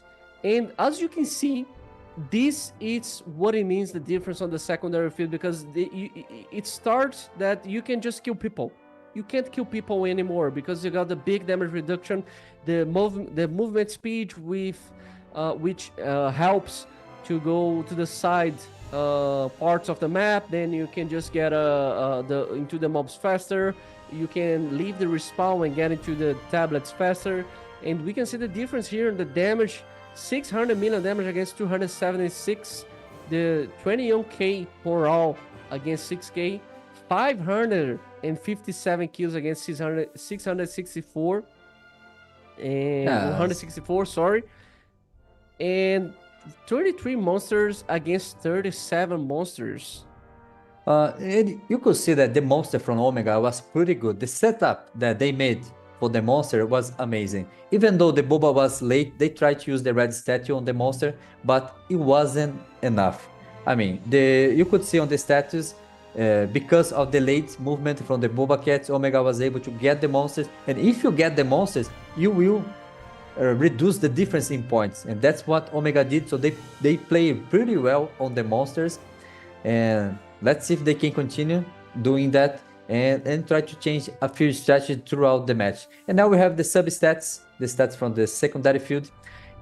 The main thing here is the amount of monsters. The Omega was still able to get two bosses, but they only got 52 monsters. And the difference in kills is just absurd. I mean, Boba Cats had 3 times the amount of kills that Omega got. So it was pretty hard for them. Yeah, Boba Cat's really showing that they're just stronger on the subfield. Like, what is this? 1.5k kills. It's a lot. It You can see is. the composition here. You, Sagara, as a wizard, as a master of this game, what can you say that Boba Cats has on the composition that differentiates Omega? The amount of High Wizard. Look at the amount of High Wizard that Boba Cats has. I mean, this is what I was talking about, guys. Most of the guilds has a lot of professors. And you can see that both Boba and both Omega only has, in case of Omega, only has 10. And Boba Cats has 12. But the difference here is the High Wizard. Look at the difference in High Wizard, guys. Boba Cats has 22 High Wizards. This is by far the most High Wizard we ever saw on the top 16. So this guild is more focused on the AoE than the single target damage. And you can see the difference also on melee classes as well. Omega has 11 Lord Knights, 13 Paladins. And the MVP on the DPS MVP is Ivetal. And I'm quite sure that he's going to have the MVP for the most kills as well, because he got over 120 kills, and I mean, he was all over the place. I'm very curious to see if he even died in that game, because I think he got a streak that just lasts the whole game, because he plays super well, he played amazing. I mean, Salim also plays super well, but it wasn't not enough, and the other players did show up as well. Yeah. We had a lot of classes on MVP. We already have Sniper, but we seen some classes that always shows up on the MVP. There is Assassin. Most of the games that we've seen on the Odin Cup until 4 had at least one Assassin MVP for the match. And you can see Umbreon as the assist MVP and the Fingolfin as the heal MVP again, a Paladin. No, it's not. It's not a Paladin. He's a Lord Knight. Lord Knight, sorry. Lord Knight, exactly. The Berserk is because of Berserk, yeah. Yes, it is. It is because of Berserk. But I'm pretty surprised. I thought the dancer, usually the dancer that got the most assistance, also get the most healing, because every time that you get that amount of assistance, it means that you are. And if you are everywhere, you are a lot of players. So I'm quite surprised by Fingolfin that got the healing MVP. So both the three of them play super well the match, and I don't think we're gonna have the score itself for the first match, probably on the second one or maybe on the third one. But I'm really looking forward, guys, because now we have the MVPs for the main and for the sub MVP, and both of them are assassins. For the main field, we have Ivetal, which had 130 kills, and for the sub field, we have Charmeleon with almost 160 kills. And look at the amount of DPS that Charmeleon was able to dealt. And most important, he was not only farming players, he also got 9 monster kills. This is super important. It just shows how good this guy played, because he was able to get players, he killed players, and he also got some monsters as well. So great play for both of them. And you could see the assassins. I mean, like you said, every time that we see a super strong assassin, doesn't matter if it is on Legacy, on Boba, or on Omega, they usually get the top DPS, they usually get the most kills because they are super strong. It is a very hard class to play, it's a very expensive class to play, but if you are able to put up the numbers and if you play correct, you will be able to shine. And this is what these 3 guilds are able to do so far. So congratulations to them so far. And now, guys, for the second match, what do you think, my friend? Omega has what it takes. I mean, I agree. they do. But I don't know if they have what it takes on the subfield, because the difference was, it was outstanding. Like, they can't keep it up the pace on the subfield. I think that's a major problem. Maybe, I don't know, maybe try to get some top players from the main field and put them on the sub. I don't know if that work. I don't know if it's a good idea, but if you're that really close into winning to the main field, why can't you try to do something different? Because you're just one game away from being eliminated for the Odin Cup and not going for the grand final. So I think you can try everything right now. Like, you should try everything right now. You should try a different strategy. You should try a different build. Of course, you have a lot of preparation for the Odin Cup, so you don't be here like, I don't know what to do. I don't know if we should do this and do that. But I mean, you just lost the first game.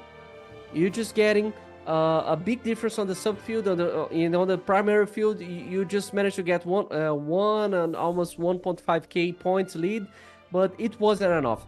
If they managed to get the game into being tied into the respawn of the Baron, they can win. But they need to make sure the game is tied. If they have almost 300 or 500 point difference from Boba Cats, and if they get the Baron, they can win. But it's everything about the Baron and everything about how the secondary goes. Yes, I completely agree with you. It's going to be pretty hard for them, especially because it just showed the difference between the secondary. The main field was kind of even until the buffs start to show up, and then the amount of buffs start to stack, and then Boba was just all over the place because of the move speed, because of the reduction. So what they need to do now is change the secondary strategy. If they get the 5k points, because based on this strategy on the main field, they need to get the 5k. They're not only focused on the 3k. They need to get the 5k, and they need to get fast, because Boba is getting super fast, and every time that you get that buff on the move speed, you're gonna be late for the rotation. So if you get the move speed rotation, they can try something different. They can try a split strategy and just forget about the middle and try to focus on Sun, try to focus on Star. So for the secondary, what they need to do, the start was okay, was good. They got 1.5k if I remember correct. So it was pretty good, they start. But after that, you just show they start to lose, they got wiped. So every time they got wiped, you need to regroup, and someone need to call off and say, guys, okay, we got the first rotation on the mobs. Now let's regroup. Let's regroup on the bottom of the map. Let's regroup on the top of the map.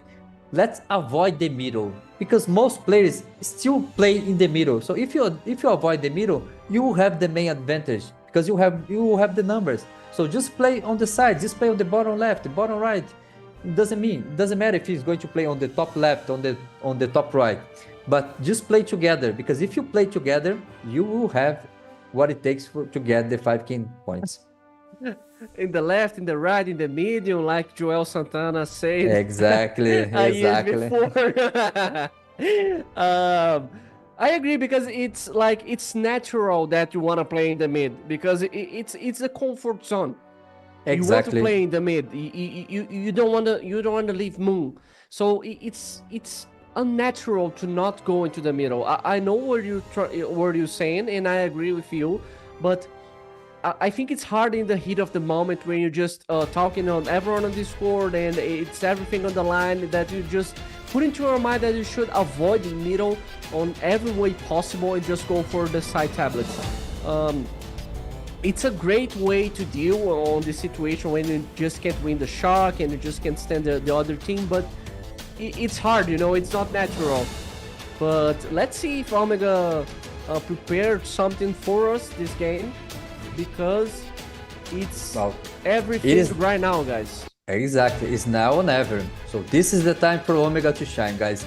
So they need to come. They play pretty well the main field, guys. Even though they were not able to get the Moon tablet, they play pretty well the rotation. So they were fast enough to move. They are, as we could see, they were always one step ahead, but it wasn't enough because they were lacking speed, they were lacking the strength, and they kept forcing the middle fight.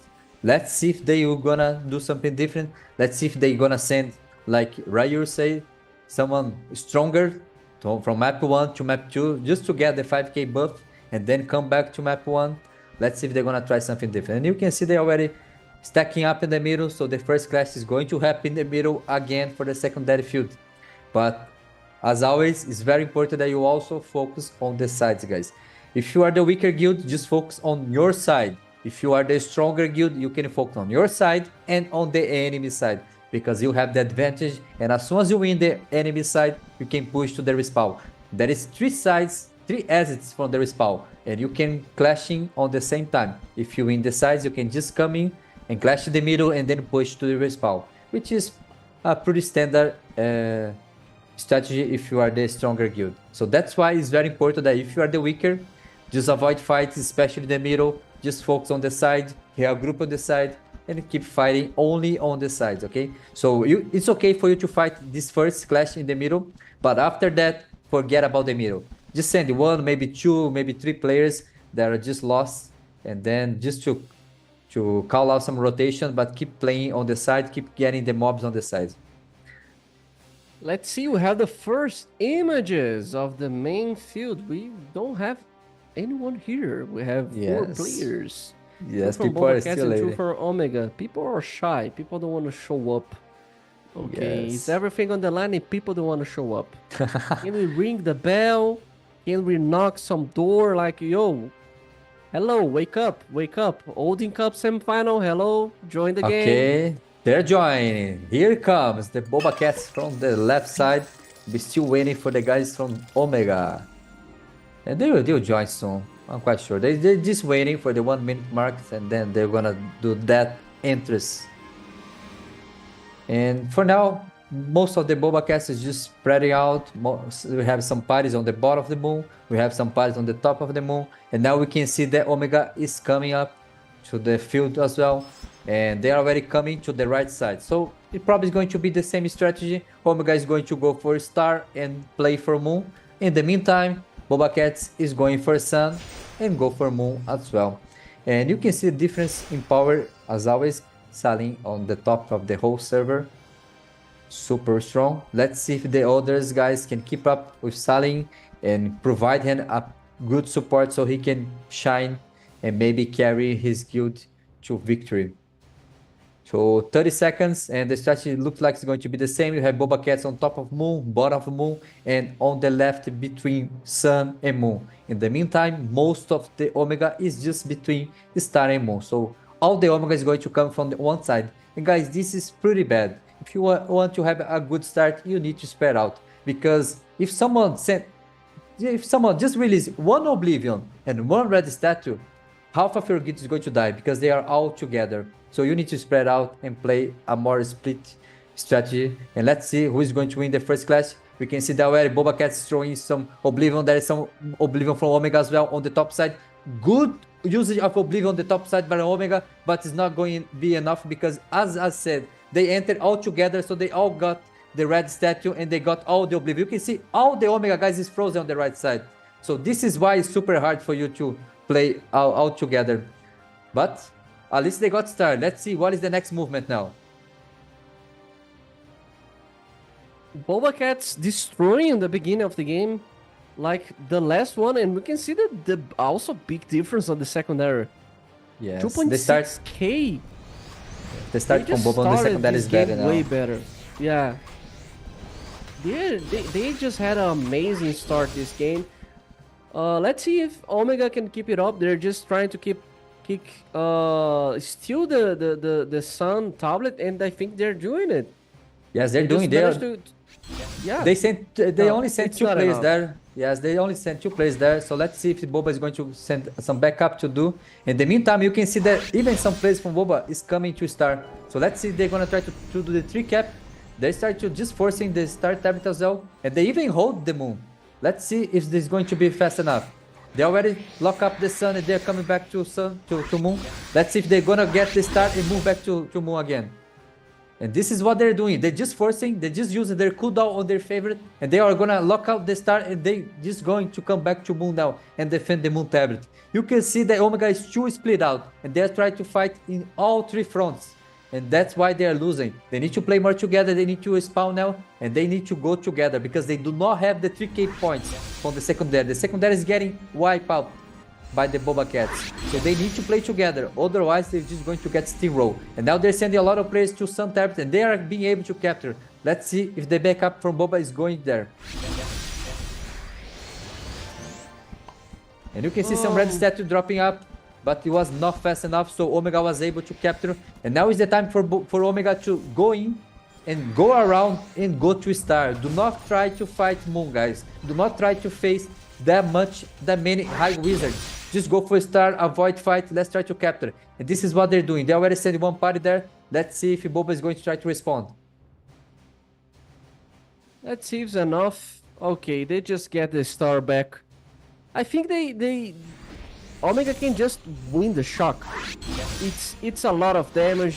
They're just kicking off Omega every single time. Yeah, but you can see they are super late on this strategy now. You can see the Omega is almost lost in the movement. You could see they had 1 party capturing the Star, but the whole guild was still moving. They did wait for the whole guild. So that's why it was faster for Boba Cat. So they just went for the Moon tablet to Star. So it was easier, it was faster. That's why they got there first. That's why the Omega guys was just that late for the party. But now they're able to start to capture the Star. In the meantime, Boba Cat recaptured the Sun. Let's see if the Boba is going to try to force and fight the Star as well. They're sending players to Star. Let's see if they'll be able to get there fast. And it looks like Omega was able to close in before they do. You can see a lot of good usage of Oblivion. This is what I was expecting for Avalon last match. Omega, they are not the strongest here, but based on the clash. So they need to use the Oblivion, and that's what they did. As soon as they saw a lot of players coming from the Moon tablet, they already used the Oblivion to cut the rotation. So it was a great movement by Omega, and now they're just sending players to Sun tablet. And let's see if they will be able to get there. But they have too many players still holding the Star. And now they're getting wiped by the Boba Cats. Let's see if they at least will be able to get the Sun. Every time they just steal a tablet, Boba comes and steal the other one. Like Omega was with the Star tablet and just start to get the Sun, and Boba said nope. You guys take the Sun and we take Star back. Like they're just winning the GVG on the difference by just holding up 2 bases at a time. Yes, and you're right. You see the big difference on the subfield, which starts to affect the main field, and the first mobs starting to spawn. Yes, and you can see the top right is already uncontrolled by Boba. We need to check the top left because we don't have image for the minimap at the moment. And now you can see it looks like they are already getting the top the top right, and Omega is getting the top left. So Omega is at least going to get some mobs, which is very important. Let's see what is the next movement now. The secondary field need to get the 3K, guys. They need to push, they need to play together, and need to force the 3K. Otherwise, they're just going to get really, really hard for the main field to do a comeback here. In the meantime, you can see that Boba is still holding 2 tablets, and now they're even moving, send some players to try to bait up the Sun tablet, but it's not enough. In the meantime, you can see that the Omega is clashing in the middle. They are sending a lot of players to the middle. In the meantime, they are sending 3 players to start. Let's see if they will be able to do anything here. Ivital already got 550 kills. In the meantime, you can see a great usage of red statue on the top of the screen, and also a great usage at a time. Yes, 3 bases at a time. That's because Omega of the red statue. Omega just run off the Sun tablet because it is on cooldown, the 30 seconds cooldown after cap. Everyone is shocking up in the middle. You can see that there's a fight going on the star, but it's not enough. Boba just managed to get the 3 bases at a time, and I think it's going to be game because Baron is going to respawn on 3 minutes. We can see that Omega is trying to get the star back, but it's not enough. Let's see. They also fight on the Sun tablet, but okay, they managed to get the Sun tablet back, but they just lost the star 1. They never called the Moon tablet on this whole series, Sagara. Yes, and that's because of the High Wizard. It's super hard for you to enter a spot when there is a High Wizard doing a precast. So they should avoid the middle and keep just forcing the sides, guys. It's okay. They're trying to do something, the correct call, but some players are moving there faster than the others. So that's why it's getting pretty hard for them to do anything here. You could see there is always one party getting to the tablet first, and then they come back from the Boba, just enter the tablet, just wipe the party, and then another party joining the party, and then they just get wiped again. And you can see they're all over the place. You can see on the right side of the minimap, they start to clashing on the star tablet, but they are all over the place. In the meantime, you can see the Boba Cats is just coming as a unit. Let's see if they will be able to hold the star. And they already flipping up in their favor because again, they're just coming from one side. They'll be able to just capitalize on the players. They are always split out from the Omega. And you can see some pretty good usage of the defensive sigil. You can even use some really good red statue on the bottom of your screen, and some amazing usage by of Oblivion from both guilds. Actually, you can see that Omega is even using some Oblivion in the middle, and they are starting to force, but they need to send some players on their back so they can push. And now in the middle of the secondary field, he just got deleted. Yeah, he just got deleted. Insta died. Oh my god. Yes. Okay, guys, 3 bases for Boba Cats. I don't see how Omega is going to change this big difference. The difference on morale on the secondary field is absolutely insane, and we're going to have the Baron spawning on 1 minute. So let's see. Boba Cat starting to lose the Sun tablet, but it doesn't matter because they just need to keep it up with 2 bases at a time to make sure they win this second match. And it seems like, Sagara, it seems like we have the other finalist. Well, let's see. I mean, Omega needs a miracle. So what they need to do now is to try to hold the distance, try to get as much as mob as possible. If they get the both mobs from the top right, top left, and if they get a recall on the bottom side and steal the MVP, they still have a chance. Because the morale is almost 5k. They are getting there. They're still slow, but they are getting there. And now they're moving. But again, check your minimap, guys. Check the minimap. There's only 2 players going for star. They need to wait for the whole guild to start the movement. Because if you only send 2 players, they will get wiped. And this is what is happening. And they even send a lot of players to Sun, so they're gonna get the 3 cap again. Because Omega is not playing correct. They are not playing the map correct. You could see they all speed up. They are going on their own. They're not waiting for the rest of the guild to join. So that's why they are not being able to flip any tablet. Now we have 17 minutes, and we already have image from the bottom side, which is the old Baron. Let's see if they're gonna try to steal their own barrel or if the Boba Cat's coming here first. You can see that we have some Omega here already. Let's see if they will be able to do anything here. Yeah, And it if looks like Boba Cat gets the barrel, it's game over. And Omega is trying everything they can. A lot of Oblivion on the whole barrel itself. A lot of PvP going on. And it seems like, Sagara, we already have the winner of this match and the finalist for tomorrow. The barrel is starting to die. The barrel is aggroing and everyone else a lot of Oblivion. I think everyone is ignoring the barrel. Barrel is just standing up like, hey guys, they are just I'm fighting here. all over But they and getting just the kills. don't care. They're just wiping Omega outside of the finals of tomorrow. So And you can they see are the losing the great- base to Omega. They are snitching up the base. Yes, they're losing. You can see the Omega at least they had one, maybe two players just captured the And point, barrel, so they're getting. It's Yes, that. yeah. Yes, They and just lost the base, but they get the Exactly. barrel. So GG guys. GG guys. Boba Cats pushes up to tomorrow's grand finals of Odin Cup Season 1. So congratulations to Omega that tried their best, that they really show that they have some game, but on the secondary field it wasn't enough. So congratulations to Omega, you get the top 4 finish, the top 4 result, you get the nice and juicy neon berries and diamonds, but it wasn't enough. Tomorrow we are going to see Boba Cats against The Legacy guys. And, Legacy. well, I think it was a pretty good match. I think Frontera 3 in general must be proud because they had 2 semifinalists, so they have 2 guilds on top 4. It's an amazing server, and I know that for the next Odin Cup they may even try to do a bigger merge to try to fight even Boba, even Legacy, and I'm quite sure they will come back stronger for the next Odin because these players are amazing. These players are strong enough.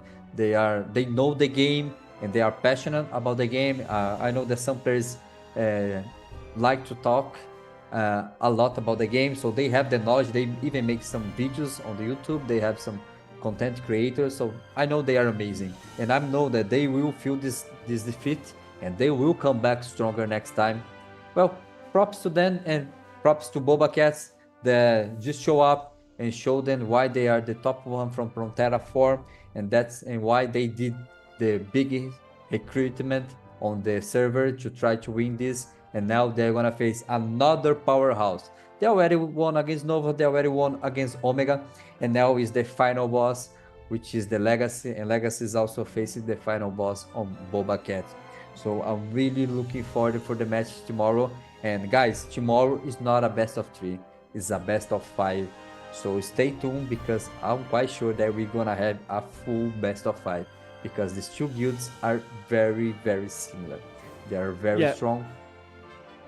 Everything can happen tomorrow because it's a best of 5. We can see a team winning the first 2 games and then losing the next 3 ones in a row. So everything can happen. Legacy is a really strong guild. We can see that they have a big organization because they didn't give room to Avalon to breathe. It was absolutely insane. And we could see that Boba Cats has a really strong and insane secondary field, but they are really organized, and they have a really great shot caller on the main field because my mind is starting to confuse names. We are repeating so much the names that my mind is starting to confuse because Omega could not keep it up the pace. Like the shot caller from Boba Cats is absolutely a beast because they were everywhere. They know how to give it up some spots to make sure Omega only had 1 base at a time. So now on the screen we have we have all the stats from the screen, and you can see especially on the stronghold, guys. This time on the first match, Omega was ahead on the movement. So every time that Omega moved, then Boba Cats was doing the move just after. But this time, Boba had the priority on the movement, so they were always the first there. And as soon as they started to take the initiative, they were able to take the 3 strongholds at the same time. So just show this how well these 2 shot callers are. So how good they are. They were able to adapt the Boba Cats, even though they lost the first movement. On the second one, they were way ahead, and this show on the stats how well they did this time. They were able to get most of the monsters. They got their barrel. They got most of the stronghold. And as Ryu say, they did lose the moon tablet a single time during the whole match. And you can see the difference in kills, guys. I mean, the Boba Cat was the strongest guild here. And now we have the sub stats, the stats from the sub field. And this time was even harder for the Omega guys. They were only able to get the 5k by the very end of the match. And the difference in kills is just bigger than the last one. The amount of monsters is the same. I mean, look at the difference. Yeah, big difference. We've seen this big difference on the first match that we covered today, and it's all about the secondary field on the next on the semifinal. Like we see the big difference on Avalon against Legacy. The secondary just destroyed, and this one is the same. And we have the same MVP as the last game, Yel Vital. Congratulations for being the MVP 2 times in a row. The beast is unleashed. Yes, look at the total damage dealt. 74 million. I mean, I'm quite sure that he's also going to be the top killer, because when an assassin gets the top damage, he usually is the top killer as well. And let's see if this time he died, because on the first match he didn't. And I'm also very curious to see how many players did Saul got, because he was killing a lot of players. I was checking this streak during the match. I don't think he got over 100 because he didn't show anything there, but I think Saul was able to get a lot of kills as well. So amazing showing by them, and great strategy by Boba Cats, great adaptation from Boba Cats, both on main field and on the secondary field, because on the secondary they were able to shut down even harder the secondary from the Omega guys. So it was even harder for the Omega to do anything on the main field. So congratulations to the shot callers from the Boba Cats as well to adapt really, really fast, even though they were winning already. And now we have the main stats from the guys. We have the killing streak. We have 98, almost 100 kills for Ivitel. Again, Umbro, the MVP assistance, and again, your Lord Knights Fingolfin as the healing MVP. I mean, this guy was playing super well. Yes, I mean, his Berserk is... Knight or a Paladin. Yeah. Yes, and now we have the difference on the MVP for both main and sub. And we can see the same names as before. The Carmaleon and Yevital, both assassins.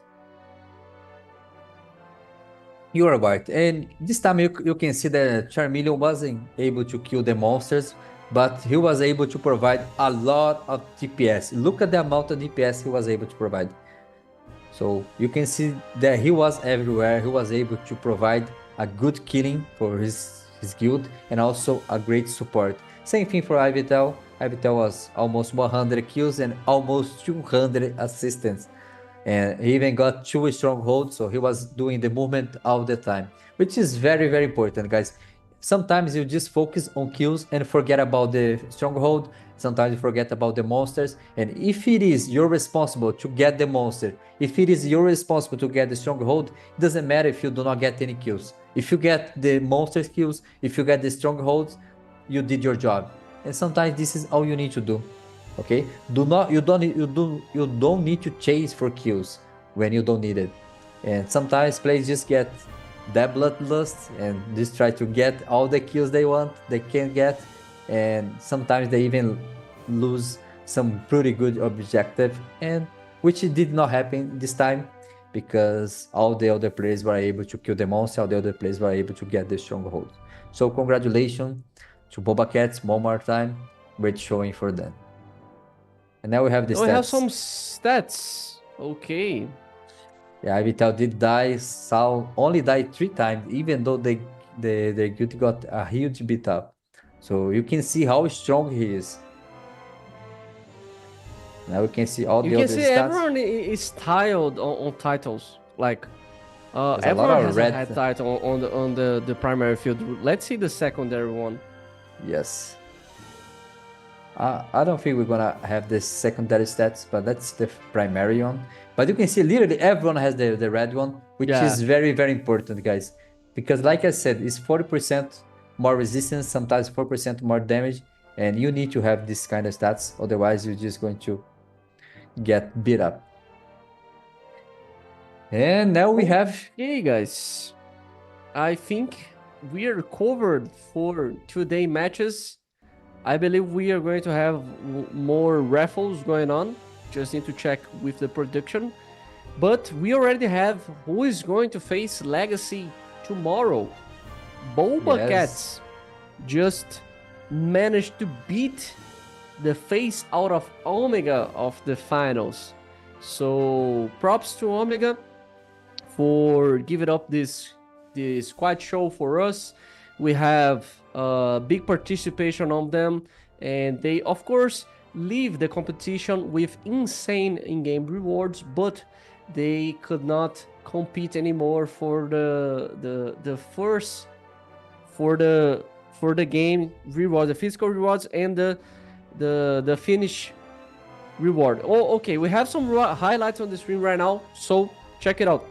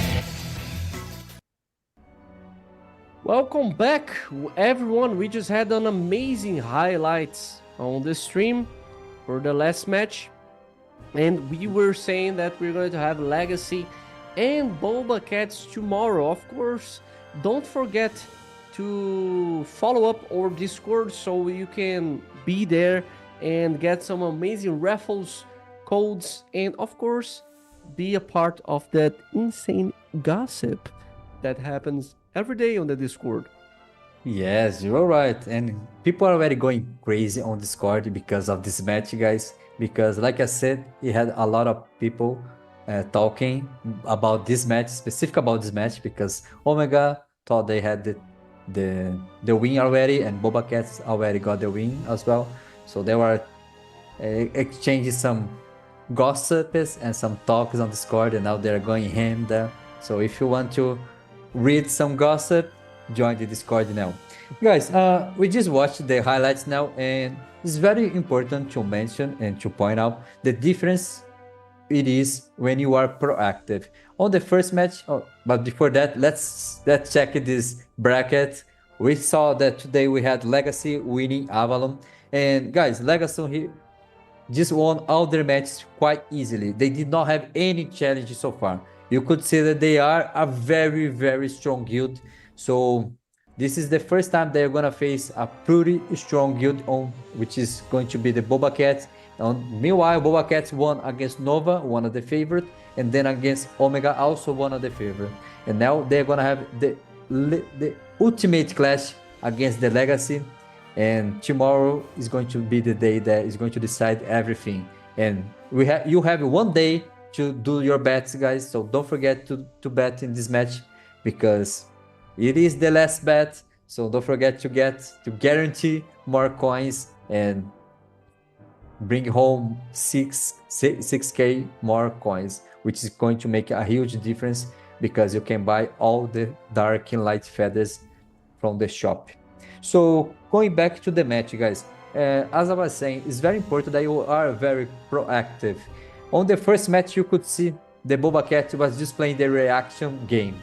So every time the Omega did something, they were reacting. But on the second time, they were the proacting team. That's why they were able to clash even harder the opponent because they had the advantage. They knew they were stronger, so they were able to do the movement faster. And then we have another drawing in the chat. Type it up in the chat, guys. User ID and the team that you're going to cheer for into the grand finals that is going to happen tomorrow. Boba Cats or Legacy. We can see some Sagara and Rare on the chat. Yes, That's we have really a cool. fan favorite here. We have fans. Let's go. Yes. So okay. Type it up, guys. Yes, we're gonna give some pretty good rewards this time, guys. So keep it up. Keep sending your messages. Keep sending your ID because again, you need to send your ID. Otherwise, you won't get your reward. Okay. So it's very important that you send your ID and send your message. And do not spam, please. Do not spam. Okay. Don't just send spam. one message. It's not classic, boys. Yes, it's you're not right. fancy. So Ray, we're going to have a winner soon. The production say that we're gonna have some pretty good information about the new update tomorrow. So before the next show, which is going to happen tomorrow, they're gonna release some information about the third job, about the new patch. So I hope that everyone stay tuned, everyone log in early and come up to our stream early because we're gonna have some pretty good information about the next biggest. It is the biggest update that we had so far, which are the third job. And I mean, I'm looking forward to play Rune Knight because it's one of my favorite class. And I mean, the class is amazing. It even has several builds. The two main builds are the sword and the spear, and both of them are super good. One is more focused on PvP, which is the sword, and the spear one is more PvP. So if you want to play one of the new classes and just start to save some cores, start to save some mats because you're gonna need it. Yeah, the new classes are coming up for us finally after 7 months of Ragnarok because we just launched, actually 6 months because we just launched in February, if I'm not wrong. Yes, we are 5. Yes, we are 5 months later already. Yeah, And so we're gonna have 6 month, the half year anniversary soon as well. Which they usually bring something really good, and now we already have the 10 10 hard card coupons and 1 Canyon berries. Jesus Christ, production, please put my nickname on this list because I wanna this one. 1 Canyons, and we Yes. can see that our fan just won, Sagara. Yes, she Our deserve fan it. just She won. deserve it. Guys, if you cheer for us, you have big chance into winning, okay? Don't miss up tomorrow in the stream. Type it up, Sagara. Type it up, Rare, because if you win, it's going to be because of us, 100%. And if you lose, it's not because of us. Exactly, just because it's random, completely random. So it happens. But guys, keep it up with the message. Keep it up with your ID because we have another 5 winners soon. So let's keep cheering up. And let's see. So what do you expect for tomorrow match, Rayer? What do you want to see? Well, I don't want to see a bloodbath. I want to see a tight game, and I think we are going to see this. But honestly, we need to know how the secondary is going to be, because everything that happens tomorrow is going to be on because of the secondary field. So I think Boba Cats has a insane secondary, but Legacy has a shot count on the primary field that it's absolutely insane. So we need to see in action how it's going to be that big difference, because on this game itself, Omega was stronger than Boba Cats on the character power, but it wasn't enough. So let's see if the difference on the subfield or the shot call on the main field, it's going to be the big difference tomorrow. Yes, you are right. It's very hard to measure how strong Legacy is because they are just stomping everyone. I mean, I don't think they lost even 1k point against any opponent. That just shows how good they are, how dominant they are. In the meantime, we have the Boba Cats that are facing some stronger opponents, so they already lost some points. So they went to 1.5, 1.2, but they were able to win. And now we have another 5 winner, guys. Congratulations to the 5 of you. You already got 1 Canadians and also 10 card gachas, rare card gachas, and I hope that you get your gold card. I hope you get your Hydra, your baby Garm. I know that a lot of you are farming the monster, which I is just got super a hard to Hydric get. yesterday. Oh, congratulations. I'm still farming that. I'm still looking for my Ragnarok. It's been pretty hard for me. I'm pretty unlucky, but I'm almost closer to 100, so I will get my card soon. I'm sure of it. Yeah, guys, don't miss our Discord, because on the Discord everything happens. The exclusive codes when we go live, the news about the Ragnarok. Make sure you tune into our Discord and make sure you tune into tomorrow's stream, because tomorrow is the grand finals. Whoever wins gets the title. The loser gets some rewards in game, but the title, the mount, the prestige, it's what we are here for, and it's the first Odin Cups. We are only on the season 1. Okay, so tomorrow we are going to have a leak on the next game version update, and following up we have the Legacy against Boba Cats.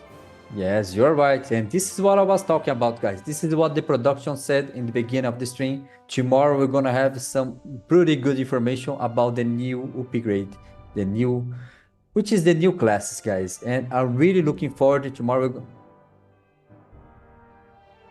And then, guys, so the version leak, guys, we're gonna have some pretty good information because they already sent their notice, their note on the Discord. They're already saying that they are hearing the players, so they are doing some pretty good change And they are also announced that we're gonna have 2 more tournaments this year. One of them is going to be the biggest tournament ever. So I'm personally looking forward for. And again, guys, let's log in, let's join the stream early, because we're gonna have some pretty amazing leaks tomorrow before the big final. Yeah, tomorrow is the big day, guys. We are going to leak a lot of things for you guys, so don't miss it up. We are going to hit this stream before the grand final, so stay tuned. Stay tuned and don't forget to go on our Discord, because the magic happens there, guys. Stay on the Discord. It's a big deal, okay? Don't miss it out.